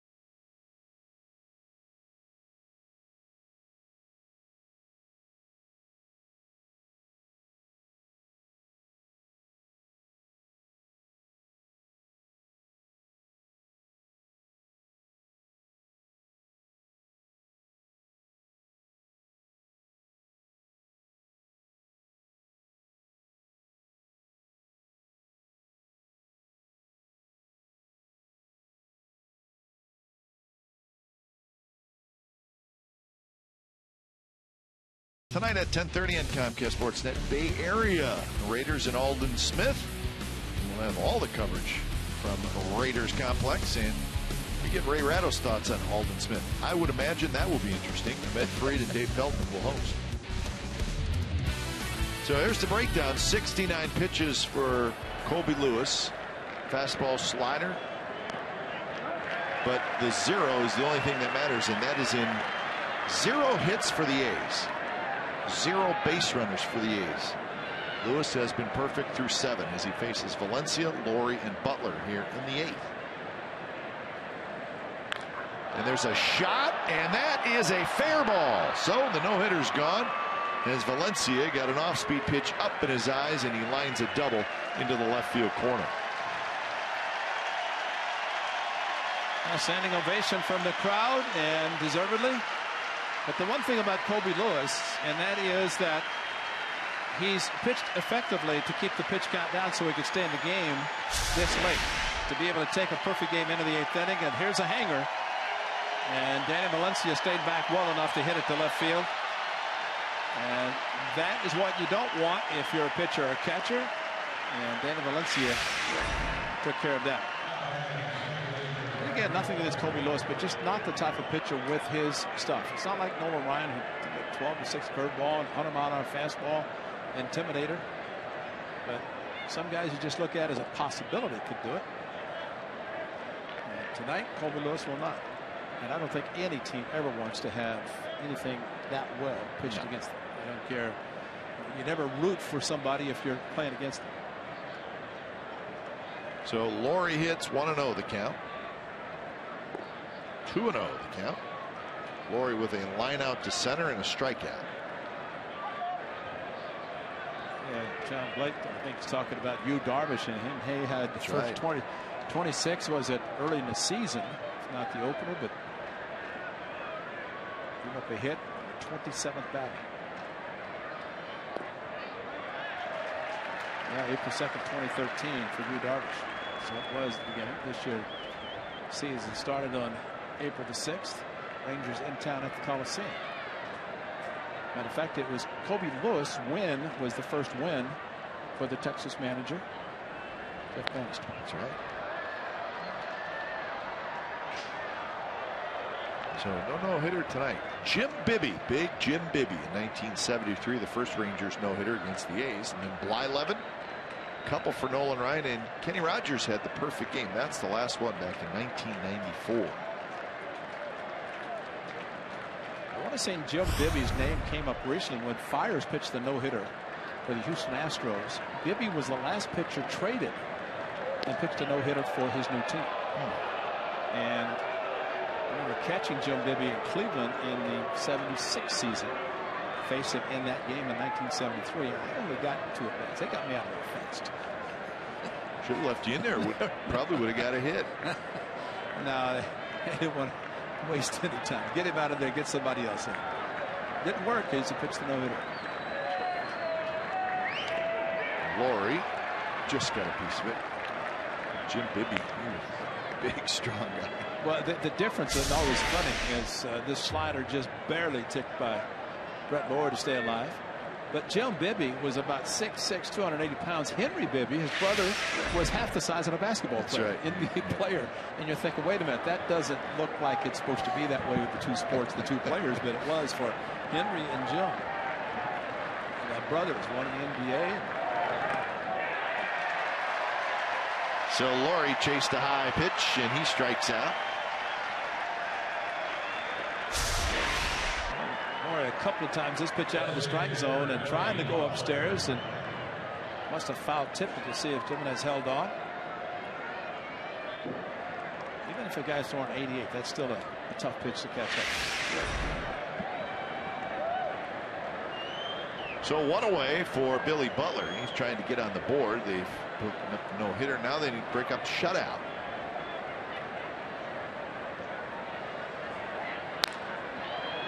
Toward right and hit well. Chu goes back though. He's going to get there. He's got room. So he makes the catch. Valencia will go to third. Valencia's at third. That's a sac fly. Instead it's an out. And that's the difference. Even when you're down trying to move a runner in scoring possession with third base less than 2 outs.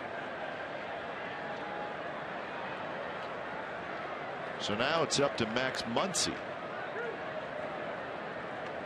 Sam Dyson, another trade acquisition by Texas. He starts to throw.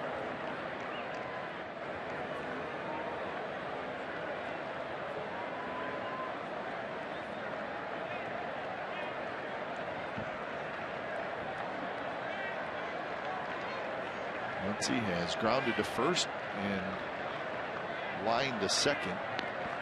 That was the play that Odor leaped high to get. Keep the no-hitter intact at that point. He was in the 6th inning.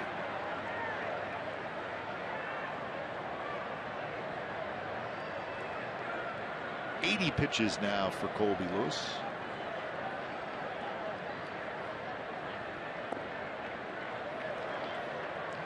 So whatever struggles Colby Lewis had in his last 3 starts were up a run per inning. Not the case tonight. He's been very good. Out of the windup for 7 innings, 21 batters. First inning pitching out of the stretch.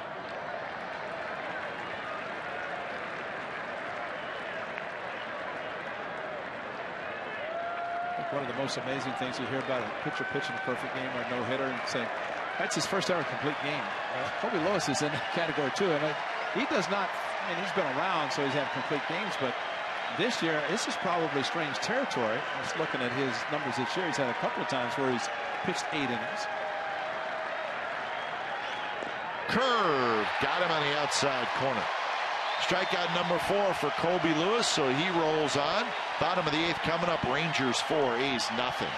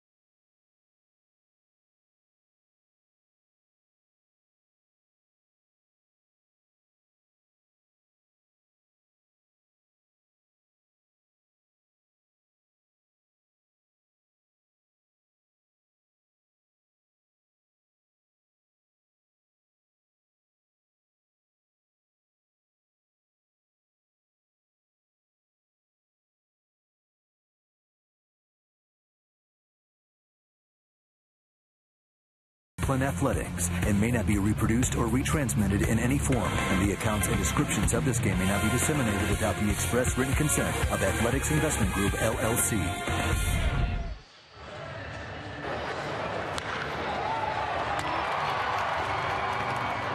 Game summary is brought to you by your local Toyota dealers. 0-1-1 for the A's. Their first hit came in the top of the 8th inning. Rangers 4-8-0. They got 3 in the first. Jesse Chavez settled down after that 3 spot in the first inning. Valencia the only hit. Colby Lewis is the story. So he had a perfect game through 7 innings. Valencia led off the 8th with that double. So bottom of the 8th, and the Rangers lead 4-0. Holding on to that second wild card spot and trying to chase down the Astros in the AL West. When it's time for change things, Speedy Oil Change and Tune-Up, your oil change, tune-up, and repair experts. As Fernando Rodriguez comes in, he's 4-1 with a 4.02 ERA in 46 games. He will face Odor, Andrus, and Gallo.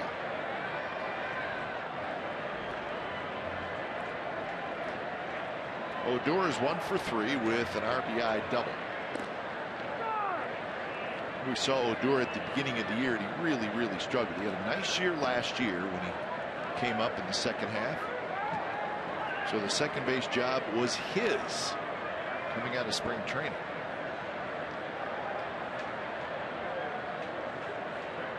But on May 11th of this year, he was hitting 144, which is hard to believe. So they sent him down. He said, "You got to get it together, young man." He went to the minors. He played in a bunch of games in the minors, 30 to be exact, hit 350, and then brought back up, and he's been very good. It's called getting the taste of the big leagues. Going back down, was it Round Rock AAA? Yep. And saying it's a little bit better up in the big leagues. But to his credit, when he went back down, Ray, he got it together down there, hitting 350, and then brought it right back to the big leagues. I remember the Rangers have had some pretty good second basemen in the past. One stands out named Ian Kinsler, who very productive second baseman. Odor stepped in. Judson Profile. What happened to him? Still on the DL. Yeah. It was their hope at second base for a while. But this young man, he's only 21 years old, and he plays with a certain amount of flair, which is not popular with some other teams, but that's a different story. He's very talented. And my guess, he's probably not going to change. Some guys don't, and as long as you back it up, that's the important thing. So 1 away here in the bottom of the 8th. 2016 ticket plans are on sale right now. Get on board early with 2016 priority seating and choose your exact seating location for next season. Well, we'll also tell you about a team photo. You get that as a giveaway, but we'll also tell you about 2016 tickets. Got a lot of things going there. It's a good on September the 22nd. These Rangers in town, 7:05. That's your team photo. Isn't that nicely done? That's right. A little breeze on Mickey Morbido's pants, but everything else. Manager coaches in white, got the staff in all green, and the players in the alternate gold. Looks good. Knox gold. It's pretty good. And how about the power combo second row from the bottom on the left? Mickey Morbido and Steve Buscemi. That is the power pair right there.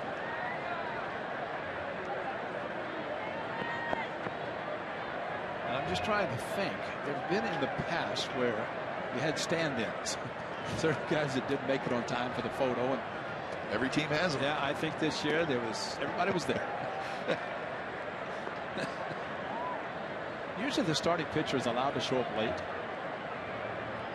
but you have a chance to be in the team photo, and you're a rookie, you're a young pitcher or player, and you say, wait a minute, this is a team photo, only one taken a year. That's right. I don't believe you're guaranteed you're going to be back next year, right? That's the Washington Nationals.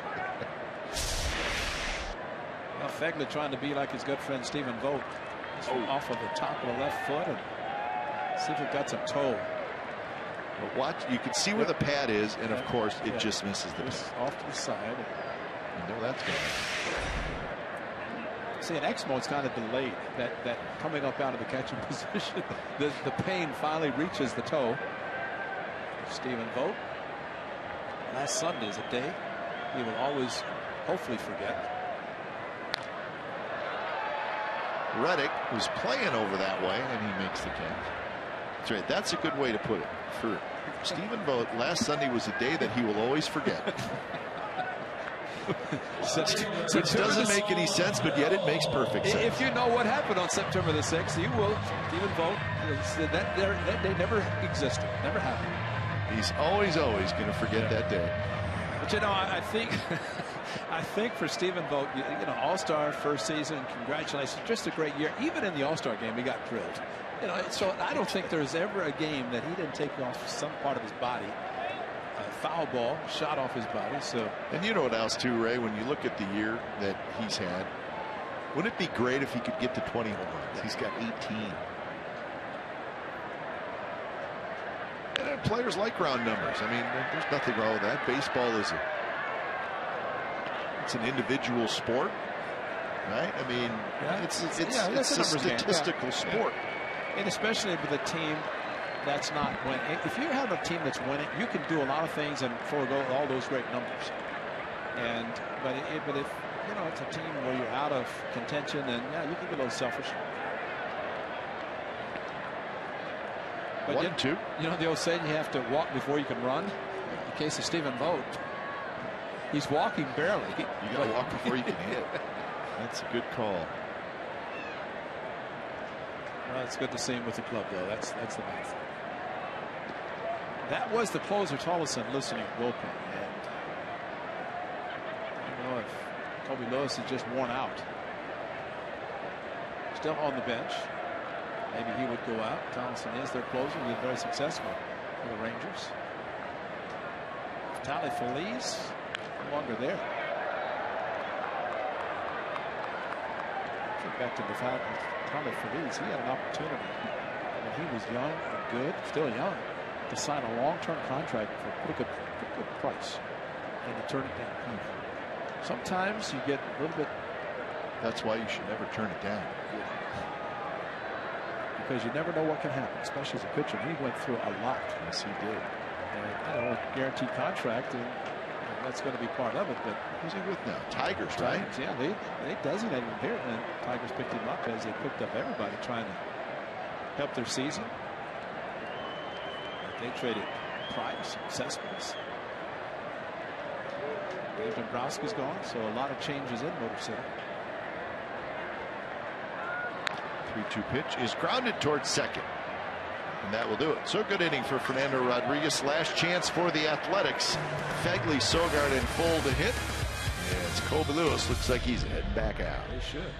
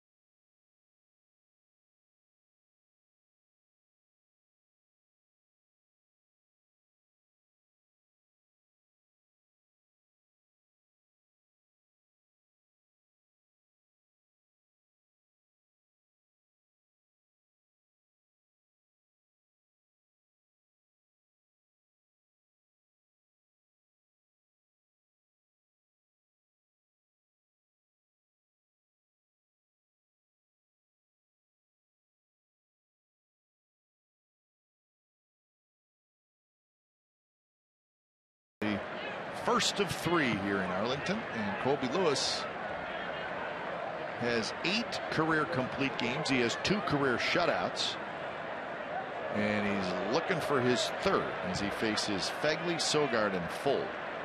Just a bit inside. Oh, way off the plate. Curveball that didn't curve.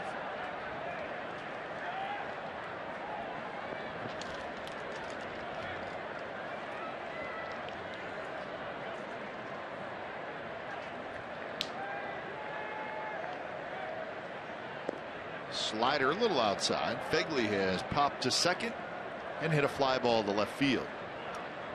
And Tolleson, the closer, in the bullpen. Of course, not surprising that Jeff Bannister and Mike Maddox would send Colby Lewis out to try to complete this, get the shutout, and have Tolleson ready just in case something should happen. 83 pitches through 8 innings. So Tolleson indeed just ready to roll if needed. There's a shot. Beltre knocks it down, but it'll be a hit for Fegley. So in his second hit, the story is Colby Lewis with his 2 hits allowed and 4 strikeouts so far tonight. Well, he's done everything and got some defense. Actually, the way some plays were made, and Ronald Shields diving and sliding on this one, and a strikeout. The play by Odor, though, this was the one sinking line drive, but yet Odor playing in shallow right field and able to rob him, and then upstairs with a high fastball and backdoor curveball to Muncy. That's 7 perfect innings, 21 and 21, and then Valencia. It's a hanging breaking ball. So 14 fly ball outs. The 4 strikeouts. 2 swinging, 2 looking. 1 now to Sogard, who has hit a fly ball to center and a fly ball to right. Colby Lewis looking for his 15th win of the year.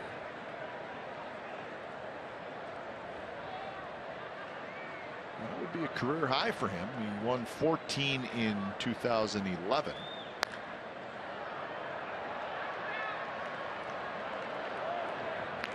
Remember, he went to Japan, Ray, for a couple years and pitched really well in Japan, and then came back. And 2010 was his first year back, and he was terrific and helped the Rangers get to the World Series under Ron Washington. And when you go to Japan and you come back, you can sign with anybody. So right. Give Rangers a credit for having somebody watch him, sign him, and turned out to be a huge piece of their success. Sogard, line drive toward left, but Venable was playing shallow. He gets over there to make the catch for the first out here in the 9th inning. So 91 pitches for Colby Lewis.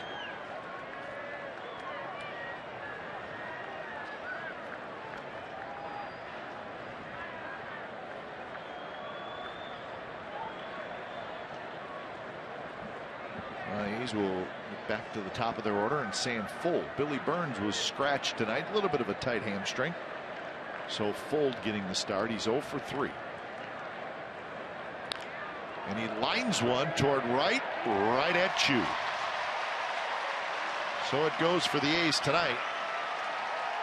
And when they do hit a ball hard, it ends up in somebody's glove. So 2 outs, and Canna will come up and hit. Sogard hit his well, and Sam Fold, who himself had been bothered by some back stiffness, got better and just in time to be able to get in the lineup tonight. But that rocket caught by Chu, the old atom ball.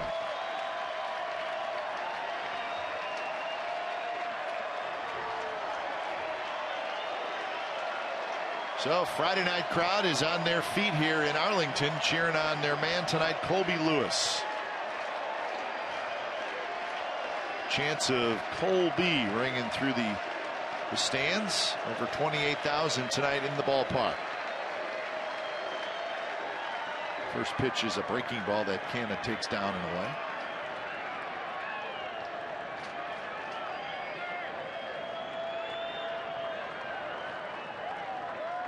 Astros and the Angels are underway. No score in the bottom of the first. Keuchel and Weaver, the matchup in Anaheim. There's the strike. 1-1 the count. Matchup in Anaheim, two guys that don't throw hard. No. And rely on control. Keuchel, 17-game winner. Jared Weaver, win totals aren't there, but he knows how to pitch, so that could be a very good game. Interesting game with not a lot of high heat thrown by either pitcher.